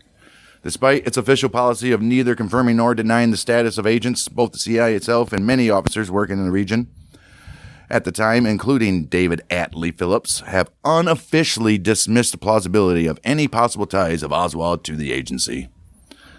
We know he is. Some sort. How'd he talk to these FBI guys so easily? Just walk in and be like, give me an FBI agent. Okay. Whatever you say, agent. No. Right. Robert Blakely, staff director and chief counsel for the United States House Select Committee on Assassinations. I hate that. Supported that assessment in his conclusions as well. He's like, all right, we found out. They're not going to give him up if he was anyways. Right. It's like that one interview a few weeks ago or months ago, however long it was, when he asked that chick if she had anybody in the Capitol building. I can't discuss that. Right. In addition to Oswald, Jerome Croth has named 26 people as possible assassins in Daley Plaza. They include Orlando Bosch, James Files, Desmond Fitzgerald, Charles Harrelson. I think that was Woody Harrelson's daddy. Jerry Hemming, Chauncey Holt, Howard Hunt, Charles Nicoletti, Charles Rogers. Oh, he blow every day. Yeah, blow every day. Johnny Roselli, Lucien Sardi, and Frank Sturgis. Vincent Buglioso provides a partial list of assassins whom one or more conspiracy theorists have actually named and identified as having fired a weapon at Kennedy. Okay. Which was in his book, Reclaiming History. Okay. He also mentions the three tramps, which are men photographed by several Dallas area newspapers under police escort near the Texas School Book Depository. Oh, yeah, I forgot about that one. Right. Shortly after the assassination, since the mid-60s, various allegations have been made about the identities of the men and their involvement in a conspiracy to kill Kennedy, obviously. Records released by the Dallas Police Department in 1989 identified the men as Gus Abrams, Harold Doyle, and John Gedney. Okay. What did they say? Where are these guys at? And where's their sworn statements? They were taken off a boxcar in the railroad yards right after President Kennedy was shot. Detained as investigative prisoners. They spent the night before the assassination at a homeless shelter. Then released 4 days later after the assassination. The theory that former CIA agent and Watergate burglar E. Howard Hunt was a participant in the assassination of Kennedy garnered much publicity from 1978 to 2000. Then in 2000, it was like, no. Hunt won a libel judgment against Liberty Lobby's paper, The Spotlight, which in 1978 printed an allegation by Victor Marchetti stating that Hunt was in Dallas on the day of assassination and suggesting Hunt's involvement in a conspiracy. The libel award was thrown out on appeal, and the newspaper was successfully defended by Mark Lane in his second trial. Oh, here's that Mark Lane. After Hunt's death in 2007, an audio tape deathbed confession in which Hunt claimed first-hand knowledge of a conspiracy as a co-conspirator who was released by his son, St. John Hunt. He was a saint? John Hunt. Saint? What do you got to be? A saint? You got to be a Catholic priest? Clearly not a saint. That's his first name. Is it? Yes. Are you sure? Obviously. In the confession, Hunt claimed to have been a bench warmer in Dallas during the events, and he named several high-level CIA operatives as those who likely carried out the logistics of the assassination. Hunt named Vice President Lyndon Johnson as the most likely figure behind the main impetus of the conspiracy. The authenticity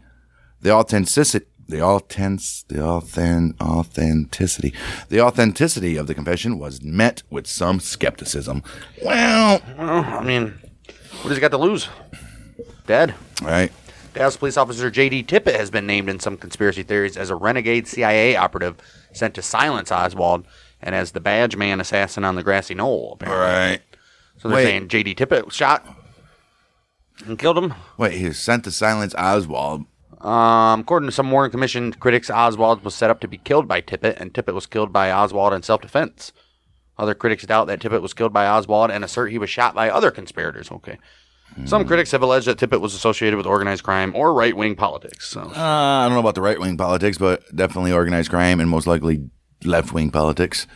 According to the Warren Commission, the publication of a full-page paid advertisement critical of Kennedy in the November 22nd, 1963 Dallas Morning News, which was signed by the American Fact-Finding Committee and noted Bernard Wiseman as its chairman. It was investigated to determine whether any members of the group claiming responsibility for it were connected to Oswald or to the assassination. They weren't. The commission stated that the American Fact-Finding Committee was a fictitious sponsoring organization, and there was no evidence linking the four men responsible for the genesis of the ad with either Oswald nor Ruby, or to any conspiracy to assassinate Kennedy. Oh, whatever. Right, that's so stupid. Related to the advertisement, Mark Lane testified during... who gives a fuck? Related to the advertisement, Mark Lane testified during the Warren Commission's hearings that an informant whom he refused to name told him that Wiseman had met with Tippit and Ruby 8 days before the assassination at Ruby's Carousel Club. The commission reported that they found no evidence that such a meeting took place anywhere at any time. Okay. And there was no credible evidence that any of the three men knew each other. Lane later stated that he initially learned of the meeting through reporter Thayer Waldo of the Fort Worth Star-Telegram. According to Lane, a prominent Dallas figure who frequented Ruby's Carousel Club told Waldo and later Lane that he observed the meeting of the three men at the club. Okay. He said, I had promised the man he would not be involved. He was a leading Dallas citizen. He was married, and the stripper he was going with had became pregnant. Oh, no. Oh, shit. Okay, so there's other stuff involved there. Right. That's a whole different story. Right. Despite not having revealed to the Warren Commission that Waldo was his original source of the alleged meeting, Lane disputed their findings and complained that they failed to ask Waldo about it. According to Hugh Ainsworth, the source of the allegation, whose identity Lane promised not to reveal, was Carol Jarnigan, a Dallas attorney who had also claimed to have overheard a meeting between Oswald and Ruby. Oswald and Ruby? Well, Ainsworth wrote, several people in Dallas were all aware of Jarnigan's tale, and that later he admitted to making it all up. Okay. Warren Commission concluded that Oswald killed President Kennedy and then killed Dallas police officer J.D. Tippit in an apparent attempt to escape, obviously. Regarding the evidence against Oswald in the shooting of Tippit, the commission cited, number one, 2 eyewitnesses who heard the shots and saw the shooting of Dallas police, obviously J.D. Tippit, and 7 eyewitnesses who saw the flight of the gunman with a revolver in hand, positively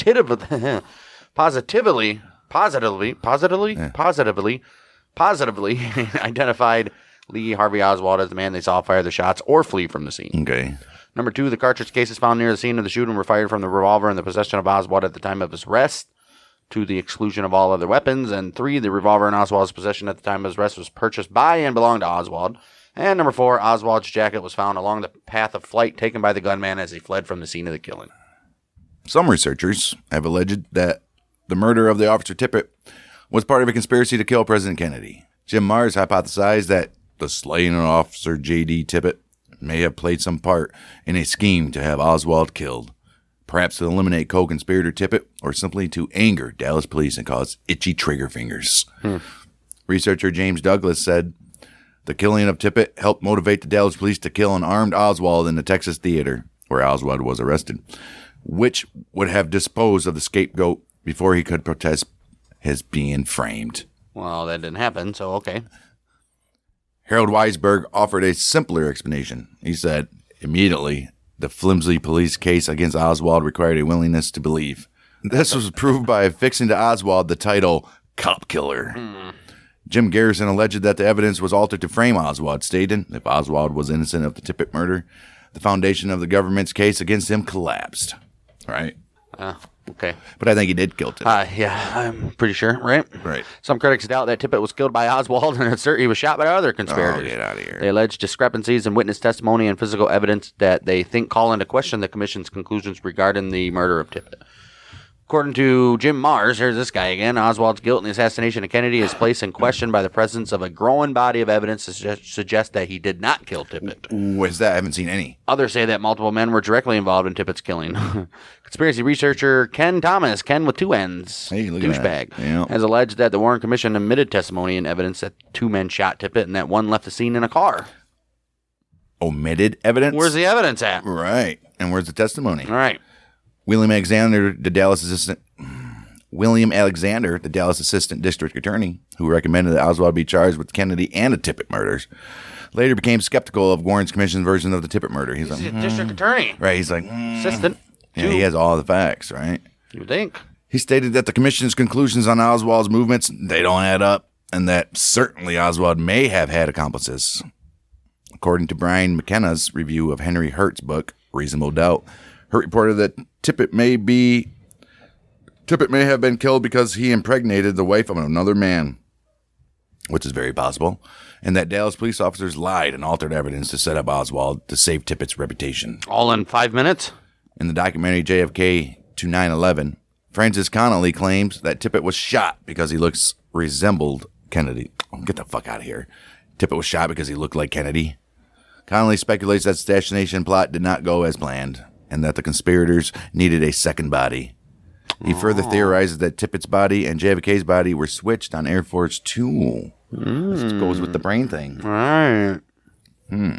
Interesting. Oh, okay. The Warren Commission identified Helen Markham and Domingo Benavides as two witnesses who actually saw the shooting of Officer Tippit. Conspiracy theorist Richard Belzer, that guy again, criticized the commission for, in his description, relying on the testimony of Markham, whom he described as imaginative. Right. Jim Mars also took issue with Markham's testimony, stating that her credibility was strained to the breaking point. Oh, okay. Joseph Ball, senior counsel of the commission, referred to Markham's testimony as full of mistakes, characterizing her as an utter screwball. Yeah. The Warren Commission addressed concerns regarding Markham's reliability as a witness and concluded, however, in the absence of Mrs. Markham's testimony, there is ample evidence to identify Oswald as the killer of Tippit. Okay. Okay, where?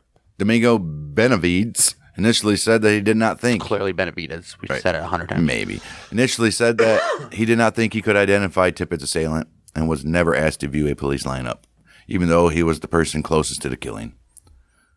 Domingo later testified that the killer resembled pictures he had seen of Oswald. Other witnesses were taken to police lineups. However, critics have questioned these lineups as they consisted of people who looked very different from Oswald. Witnesses who did not appear before the commission identified an assailant who was not Oswald. Aquila Clements said she saw two men near Tippit's car just before the shooting. She said that after the shooting, she ran outside of her house and saw a man with a gun, whom she described as kind of heavy. She said he waved to the second man, urging him to go on. Frank Wright said he emerged from his home and observed the scene seconds after the shooting. He described a man standing by Tippit's body who had on a long coat and said the man ran to a parked car and drove away. Well, were these guys interviewed? Critics have questioned whether the cartridge cases recovered from the scene were the same as those that were subsequently entered into evidence. Two of the cases were recovered by witness Domingo Benavides and turned over to police officer J.M. Poe. Poe told the FBI that he marked the shells with his own initials, JMP. Yeah, this is in the Oliver Stone documentary, and it's like totally different stuff. It's weird. To identify them, obviously. Sergeant Gerald Hill later testified to the Warren Commission that it was he who had ordered police officer Poe to mark the shells. Whatever, Poe's initials were not found on the shells produced by the FBI 6 months later, though. What? Testifying before the Warren Commission, Poe said that although he recalled marking the cases, he couldn't swear to it. Identification of the cases at the crime scene raises He more couldn't questions. swear to it. The dude's clearly lying. Right. Well, to save his life. I mean, I get it. Right. Sergeant Gerald Hill examined one of the shells and radioed the police dispatcher, saying the shell at the scene indicates that the suspect is armed with an automatic .38 rather than a pistol. However, Oswald. However, Oswald was reportedly arrested carrying a non-automatic .38 special revolver. Yeah, it's a freaking pistol. Well, a revolver. An automatic .38? How would you even determine that from a shell anyways? I'm pretty sure the non-automatic is just it's the wheel, right? With 6 bullets, different size probably. Maybe. 38 special, right? Same bullet. That's what I'm saying. How do you identify an automatic from just a shell? They can easily identify, right? Well, they can identify the markings from the barrel. They don't have the gun. He picked up the shell off the street and said he's got a automatic .38. Right. The Warren Commission investigated Oswald's movements between the time of the assassination and the shooting of Tippit to ascertain whether Oswald might have had an accomplice who helped him flee the book depository. The commission concluded, through the testimony of 7 witnesses, Oswald was always alone. Dude. According to the final report, Oswald was seen by his housekeeper, Erlene Roberts, leaving his rooming house shortly after 1 p.m. and had enough time to travel 9/10 of a mile to the scene where Tippit was killed at 1:16. Should be able to. Yeah.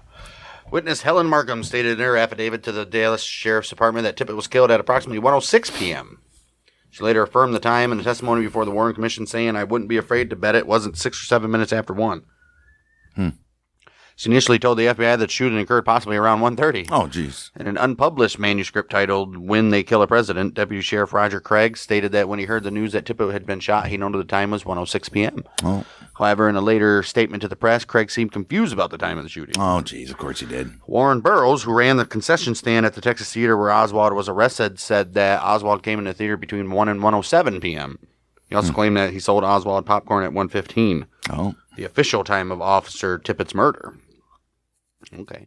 Theater patron Jack Davis also corroborated Burroughs' time, claiming that he observed Oswald in the theater prior to 1:20 p.m. Oh, shit. What time did the movie start?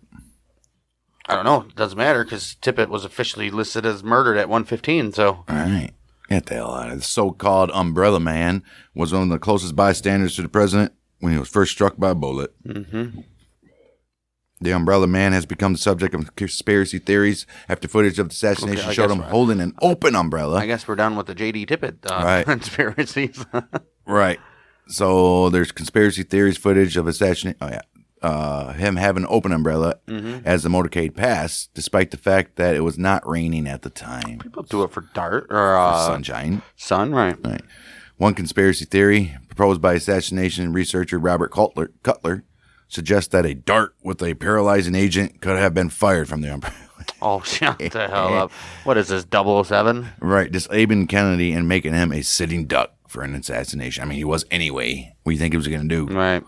1975. That's so freaking stupid. Robert Cutler, you're an idiot. Right. 1975, CIA weapons developer Charles Sensani told the Senate Intelligence Committee that such an umbrella weapon was in the hands of the CIA in 1963. Oh, okay. Maybe Robert Cutler. You are Robert not. Cutler.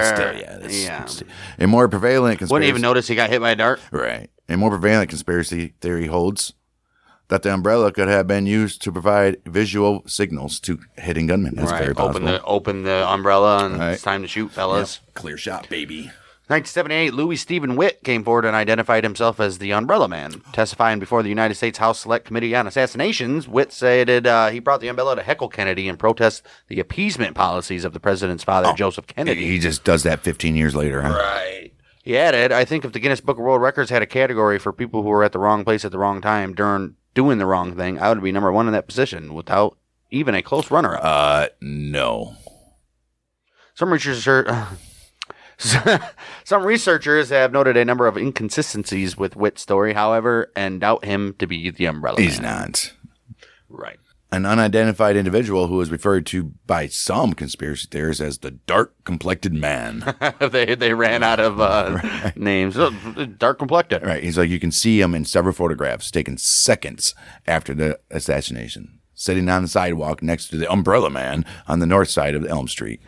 Louis Stephen Witt. Sorry, Stephen. Witt. Louis. Louis Stephen Witt, who identified himself as the Umbrella Man, said he was unable to identify the other individual, whose dark complexion has led some conspiracy theorists to speculate Cuban government involvement. Wow, racist. or a Cuban exile involvement. Oh, jeez. Wow, right. Some conspiracy theorists believe that Badge Man, quote unquote, could have fired the fatal shot that killed President Kennedy. Badge Man and Tin Hat Man are figures on the grassy knoll who it is alleged can be seen in the Mary Mormon photo, taken approximately 1/6 of a second after he was struck with the fatal head wound.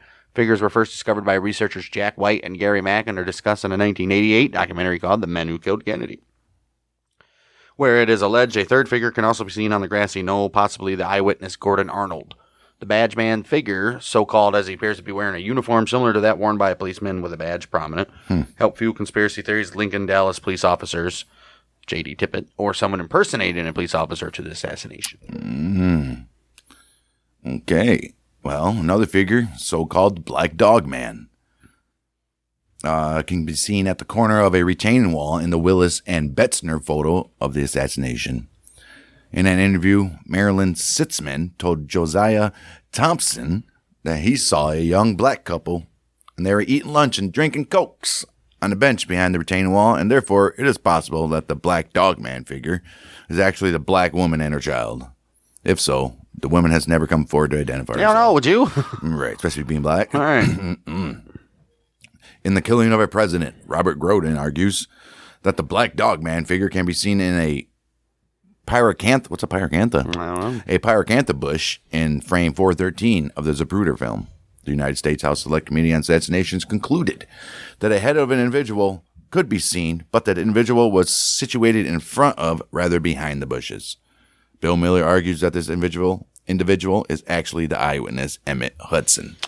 So we got a lot of people saying nothing, but saying nothing. Right. You know? Conspiracy theorists consider 4 or 5 groups alone or in combination to be the primary suspects in the assassination of Kennedy. Okay. CIA, Yes. military-industrial complex, organized crime, Yes. the government of Cuba led by Fidel, and Cuban exiles. Not the first two. Other domestic individuals. CIA and others. Right. Other domestic individuals, groups, or organizations that implicated in various conspiracy theories include Lyndon Johnson, Yes. George H.W. Bush, Yes. Sam Giancana, Yes. Carlos Marcello, Yes. J. Edgar Hoover, Earl Definitely. Warren. Damn, Earl Warren himself. He's like, he said, I'm going to kill him or be in conspiracy of it, and then I'm going to run the commission on it. Right. The FBI, the Yes. United States Secret Service, the Yes. John Birch Society, and far-right wealthy Texans. Nah, not far right, wealthy Texans. Some other alleged foreign conspirators included the KGB and Nikita Khrushchev, Aristotle Onassis. Isn't that Jackie's dad? No. Isn't Jackie Onassis Kennedy? That's her name, right? Oh, shit. He married Jackie Kennedy after John F. Kennedy died. Right. So she's ugly, dude. I don't know why people say she was so hot. Right. She's ugly as shit. But, yeah, so maybe he got her. He took Kennedy out. He said, I want your woman. The government of South Vietnam is also hinted, and international drug lords, including a French heroin syndicate. No, definitely CIA, FBI, Lyndon B. Johnson, Hoover, all those idiots. Nowlands District Attorney Jim Garrison is credited with developing the theory that a plot to assassinate Kennedy originated in his jurisdiction with a group of Nowlands residents. Garrison's 1988 book, On the Trail of Assassins, discusses his prosecution of Clay Shaw for the assassination of JFK and was partially adapted by Oliver Stone for his 1991 film JFK. The final report, Assassination Records Review Board, stated that the film popularized a version of Kennedy's assassination that featured U.S. government agents from the Federal Bureau of Investigation, the CIA, and the military as conspirators. Yeah, obviously. Journalist Rosemary James, whose article with Jack Dempsey and David Snyder in the New Orleans State's Item broke the news of the Garrison investigation, stated that because Garrison's theory evolved frequently, it was mockingly called the theory du jour by the media.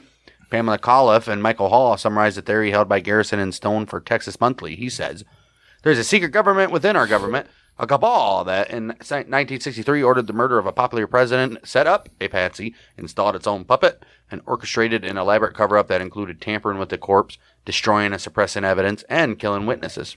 That's the truest thing I ever heard all night. Heading the cabal were some of the world's most powerful men, rich and corrupt industrialists, generals, and right-wing politicians.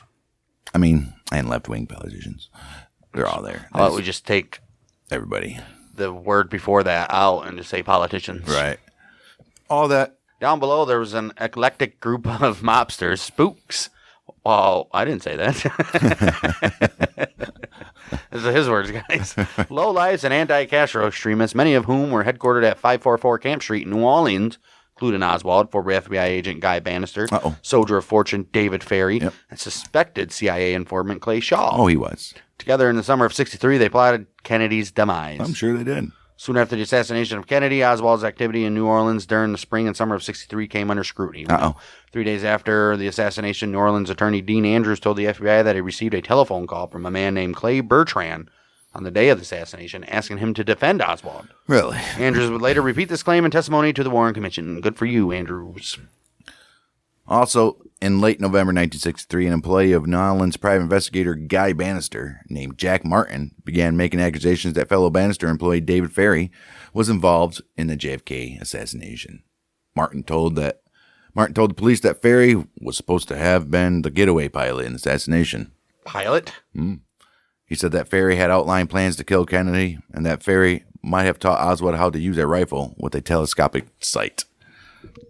Martin claimed that Ferry... Why would he need to teach Oswald when he was in the military? Right, maybe he didn't use sights. Oh, come on. He used open sights. Oh, my God. Martin claimed that Ferry had known Oswald from their days in the Island Civil Air Patrol, and that he had seen a photograph at Ferry's home of Oswald in a Civil Air Patrol group. Oh, cool. Ferry denied any association with Oswald. He's like, what do you mean? There's literally a picture right here of them. Right. Jeez. Okay. It was later discovered that Ferry had attended Civil Air Patrol meetings in New Orleans in the 50s that were also attended by a teenage Lee Harvey. In 1993, the PBS television program Frontline obtained a photograph taken in 1955, 8 years before the assassination, obviously, showing Oswald and Ferry at the Civil Air Patrol cookout with other CAP cadets. Right, it was definitely there. Whether Oswald and Ferry's association in the CAP in 1955 is relevant to their later possible association is a subject of debate. Right. According to several witnesses, in 1963, both Ferry and Bannister were working for lawyer G. Ray Gill on behalf of Gill's client, New Orleans mafia boss Carlos Marcello, in an attempt to block Marcello's deportation to Guatemala. Hey. Yeah, Guatemala, no? Okay. On the afternoon of November 22nd, 1963, New Orleans private investigator Guy Bannister and his employee Jack Martin were drinking together at a local bar. How you get acquitted in a deportation case? Right? You won it. Oh, well. No, he got acquitted. Maybe they're, I don't know. I would have to see the case, but maybe they're saying he falsified records to get here and maybe. Possible. On their return to Bannister's office, the two men got into a heated argument. According to Martin, Bannister said something to which Martin replied, "What are you going to do? Kill me like you all did Kennedy?" Ooh. Bannister drew his .357 Magnum revolver and pistol whipped Martin several times. Oh, you shit. Stupid son of a bitch. Shut your freaking mouth. Martin, badly injured, went by ambulance to Charity Hospital. 1966, New Orleans District Attorney Jim Garrison began an investigation into the assassination of JFK. Garrison's investigation led him to conclude that a group of right-wing extremists, including David Ferry and Guy Bannister, were involved with elements of the CIA in a conspiracy to kill Kennedy. Garrison This is a district attorney of New Orleans, and this is what he concluded. So why did nothing ever come to it? Right, but from it. I don't know why they keep on saying right wing, because it was definitely Democrats who killed him. Well, maybe. Garrison would later claim that the motive for the assassination was anger over Kennedy's attempt to obtain a peace settlement in both Cuba and Vietnam. That's not why. You will figure out why later. Yeah, it's coming, hopefully, in an hour. Garrison also claimed to believe that New Orleans businessman Clay Shaw was part of the conspiracy and that Clay Shaw used the pseudonym Clay Bertrand. Garrison further believed that Shaw, Bannister, and Ferry conspired to set up Oswald as a pansy.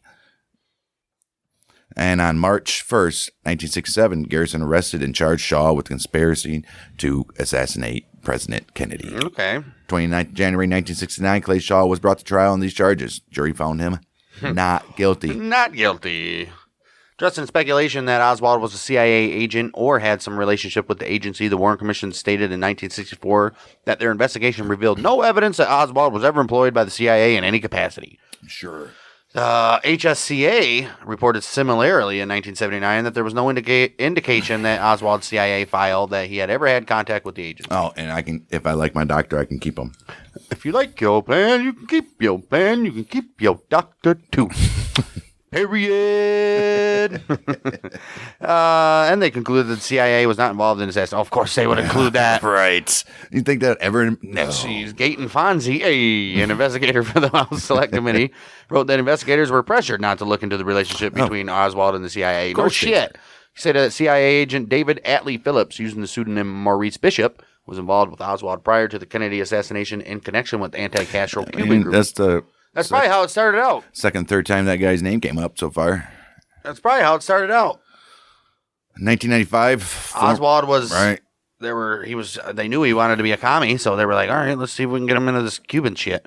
Right. And then they were like, maybe we should have him kill the president. Right. 1995, former U.S. Army intelligence officer and National Security Agency executive assistant John M. Newman published evidence that both the CIA and FBI deliberately tampered with their files on Lee Harvey Oswald, both before and after the assassination. Oh, I knew it. Furthermore, it found that both agencies withheld information that might have altered. Yeah, so did the Warren Commission, or the HSCA. Yep, they all did. Subsequently, Newman expressed the belief that CIA Chief of Counterintelligence James Angleton was probably the key figure in the assassination, most likely, and among others. According to Newman, only Angleton had the access, the authority, and the diabolically ingenious mind. Genius, but right. To manage this sophisticated plot. Yeah. Saying he was a smart bastard. Right. However, Newman surmised that the cover operation was not under James Angleton, but under Alan Dulles, the former CIA director and later Warren Commission member, who had been dismissed by Kennedy after the failed Bay of Pigs invasion. It's Dulles. What's his name? Dulles. Who? Dulles? Like Dulles Airport. Like Dallas Airport? Dulles. Dulles? Dulles. D-U-L-L-E-S? Dulles is where one of the Dulles? 9/11 planes took off from. Dulles? Oh, ain't that. Right. Or we're headed to, or one of them two. 1977, the FBI released 40,000 files pertaining to the assassination, including an April 3rd, 1967 memorandum from Deputy Director Cartha DeLoach to Associate Director Clyde Tolson that was written less than a month after President Johnson learned from J. Edgar Hoover about CIA plots to kill Fidel. It reads, Marvin Watson, who was advisor to President Johnson, called me late last night and stated that the president had told him in an off moment that he was now convinced that there was a plot in connection with the JFK assassination. Oh. Watson stated the president felt that the CIA had something to do with the plot. Oh. Later, Cartha DeLoach testified to the Church Committee that he felt this to be sheer speculation. We don't know. Why do they always change their... Fuck off. I highly doubt any of that happened. No. One conspiracy theory suggests that a secret or shadow government, including wealthy industrialists and right-wing politicians, there it is, and just politicians, ordered the assassination of Kennedy. Peter Dale Scott, hell of a name, has indicated that Kennedy's death... That's 3 first names. He indicated that Kennedy's death allowed for policy reversals desired by the secret government to escalate the United States military involvement in Vietnam, which happened like really fast after that. 68? And JFK versus Alan Dulles. Greg Polgrain describes an attempt by America's Rockefeller family to gain control over West Iranian gold mines in Indonesia. Of course they wanted that, and there's the Rockefeller again. Paul Grain speculates that President Kennedy's close relationship with Indonesian President Sukarno and a planned 1964 U.S.-Indonesian summit could have led to the Indonesia granting independence to West Iran. Yeah, West Irian. Making it difficult Rockefeller-owned Freeport Sulphur to gain control of the mines. Yeah, I mean, some dirty shit probably happened, dude. Who knows? Polgrain contends that Alan Dulles, who had ties to the Rockefellers through his employment at Sullivan and Cromwell, organized assassination on the Rockefellers' behalf, obviously to eliminate Kennedy's interference. No. That's a piece of it, probably. But no. In the biographical book, The Devil's Chessboard, Alan Dulles, The CIA and the Rise of America's Secret Government, David Talbot examines Dulles' career.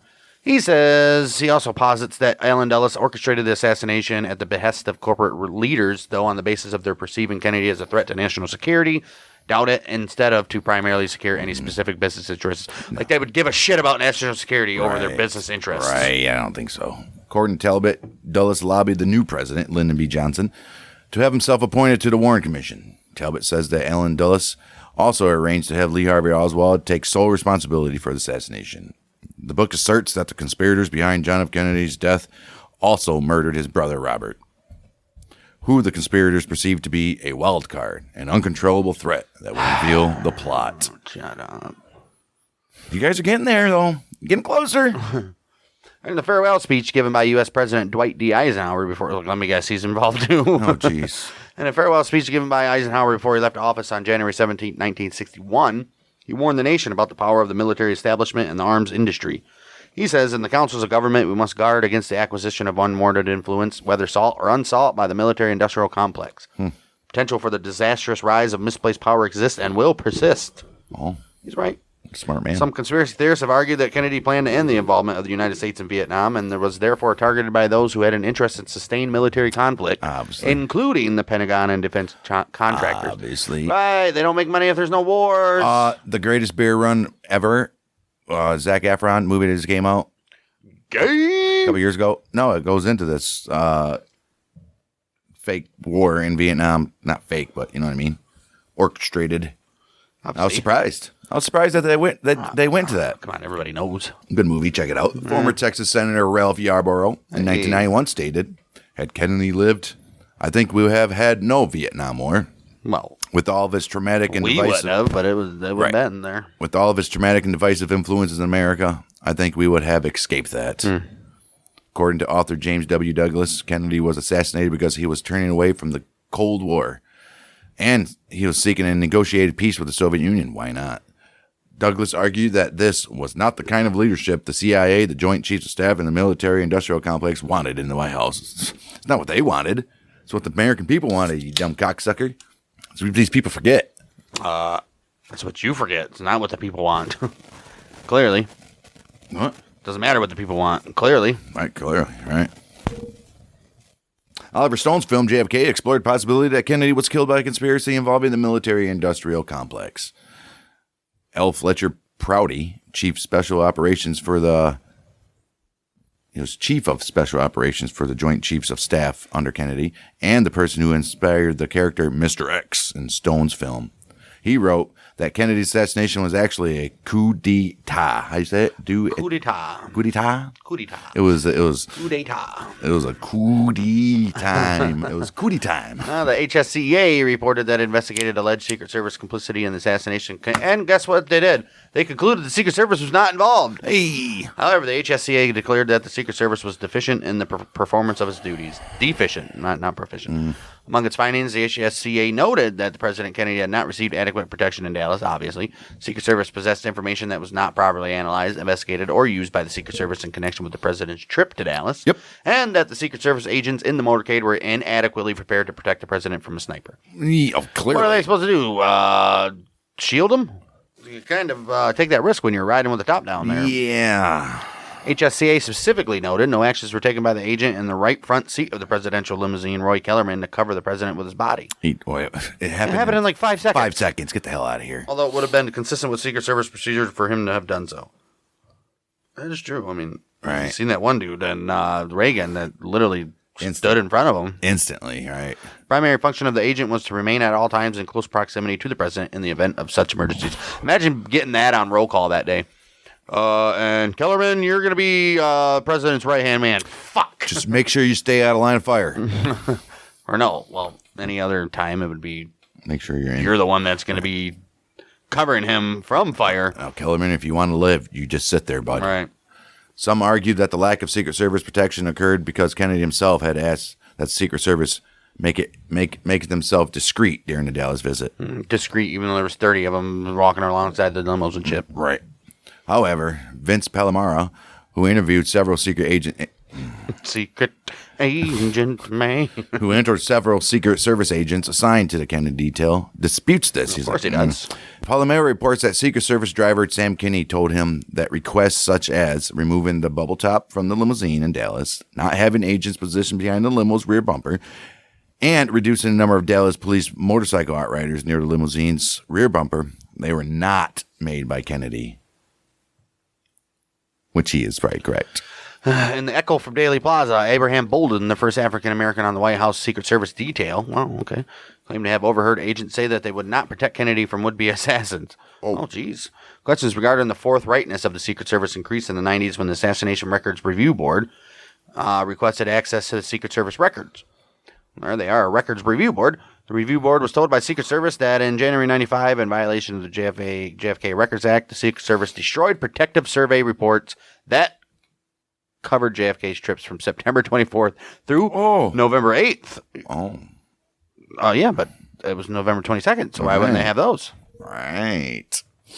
Well, the House Select Committee on Assassination wrote, the committee believes, on the basis of the evidence available to it, that anti-Castro Cuban groups, as groups, were not involved in assassination of President Kennedy, but that the available evidence does not preclude the possibility that the individual members may have been involved. So they weren't involved as the groups. As a group, people from the groups might have been. Right? With the 1959 Cuban Revolution that brought Fidel Castro to power, many Cubans left Cuba to live in the United States. Mm-hmm. Many of these exiles hoped to overthrow Castro and return back to Cuba. They didn't want to be in the United States. Cuba is so much better.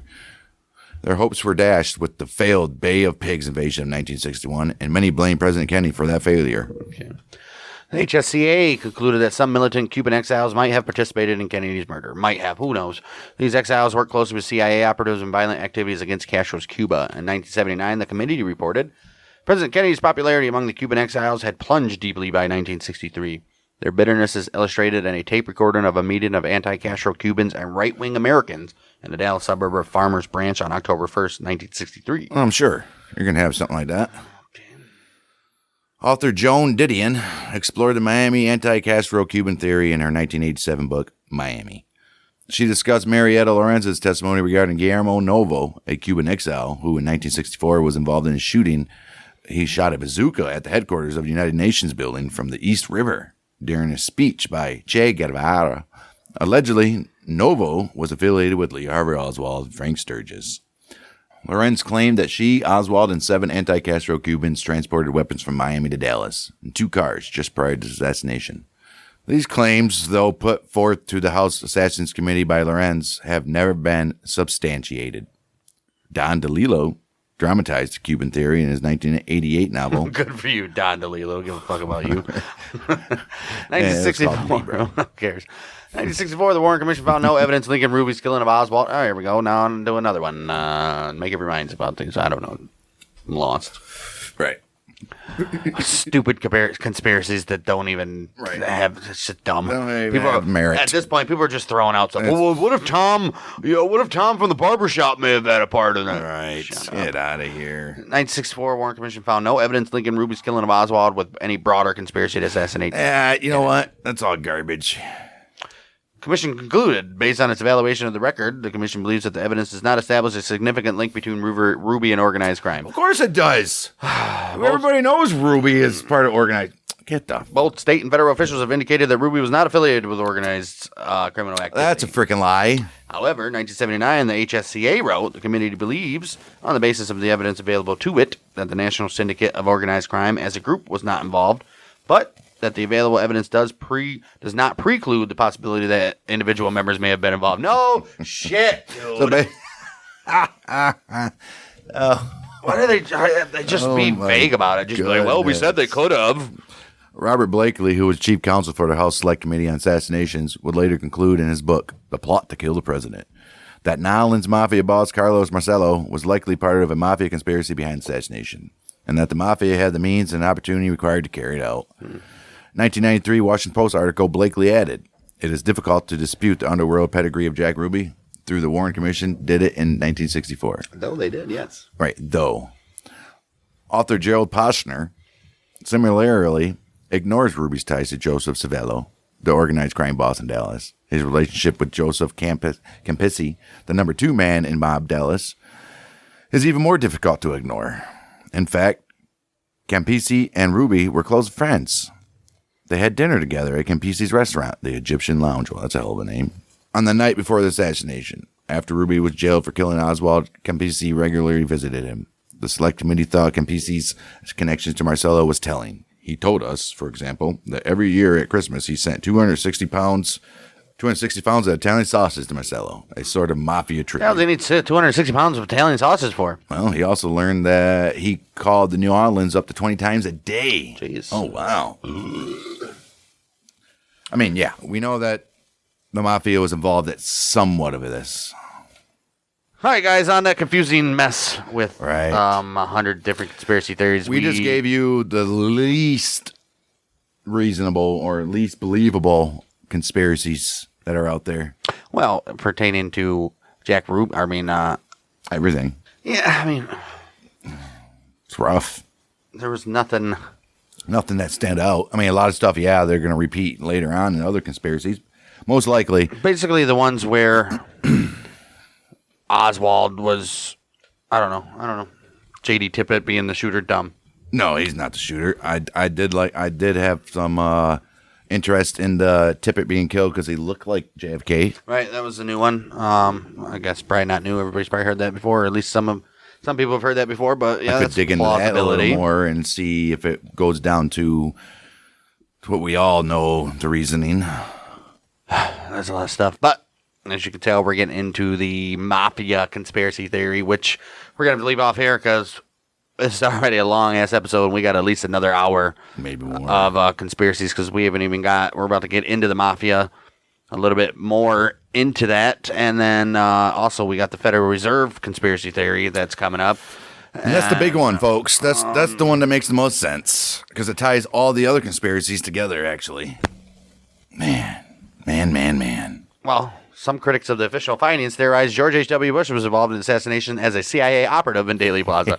So that's about one of the things we'll deal with when we come into the next episode. We got a lot of more conspiracies coming, so if you like conspiracies, if any ones that we said today and you know a little bit more information or you think they're true or not true, which ones, let us know at bangdangpodcast@gmail.com. And if you guys want the show commercial free, no ads whatsoever, all through, because there's going to be a lot of ads in this one, guys. Mm-hmm. And so if you want it commercial free, go to patreon.com/bangdang, and for $2 a month, you can get this show every week, plus all of our other shows that we do, all ad free for $2 a month. Worth it, in my opinion. But we're working on video, but for now it's just audio. But you can connect your RSS feed into your favorite podcast player and be on the road with them. So patreon.com/bangdang, and we'll be back for more conspiracies on JFK next week.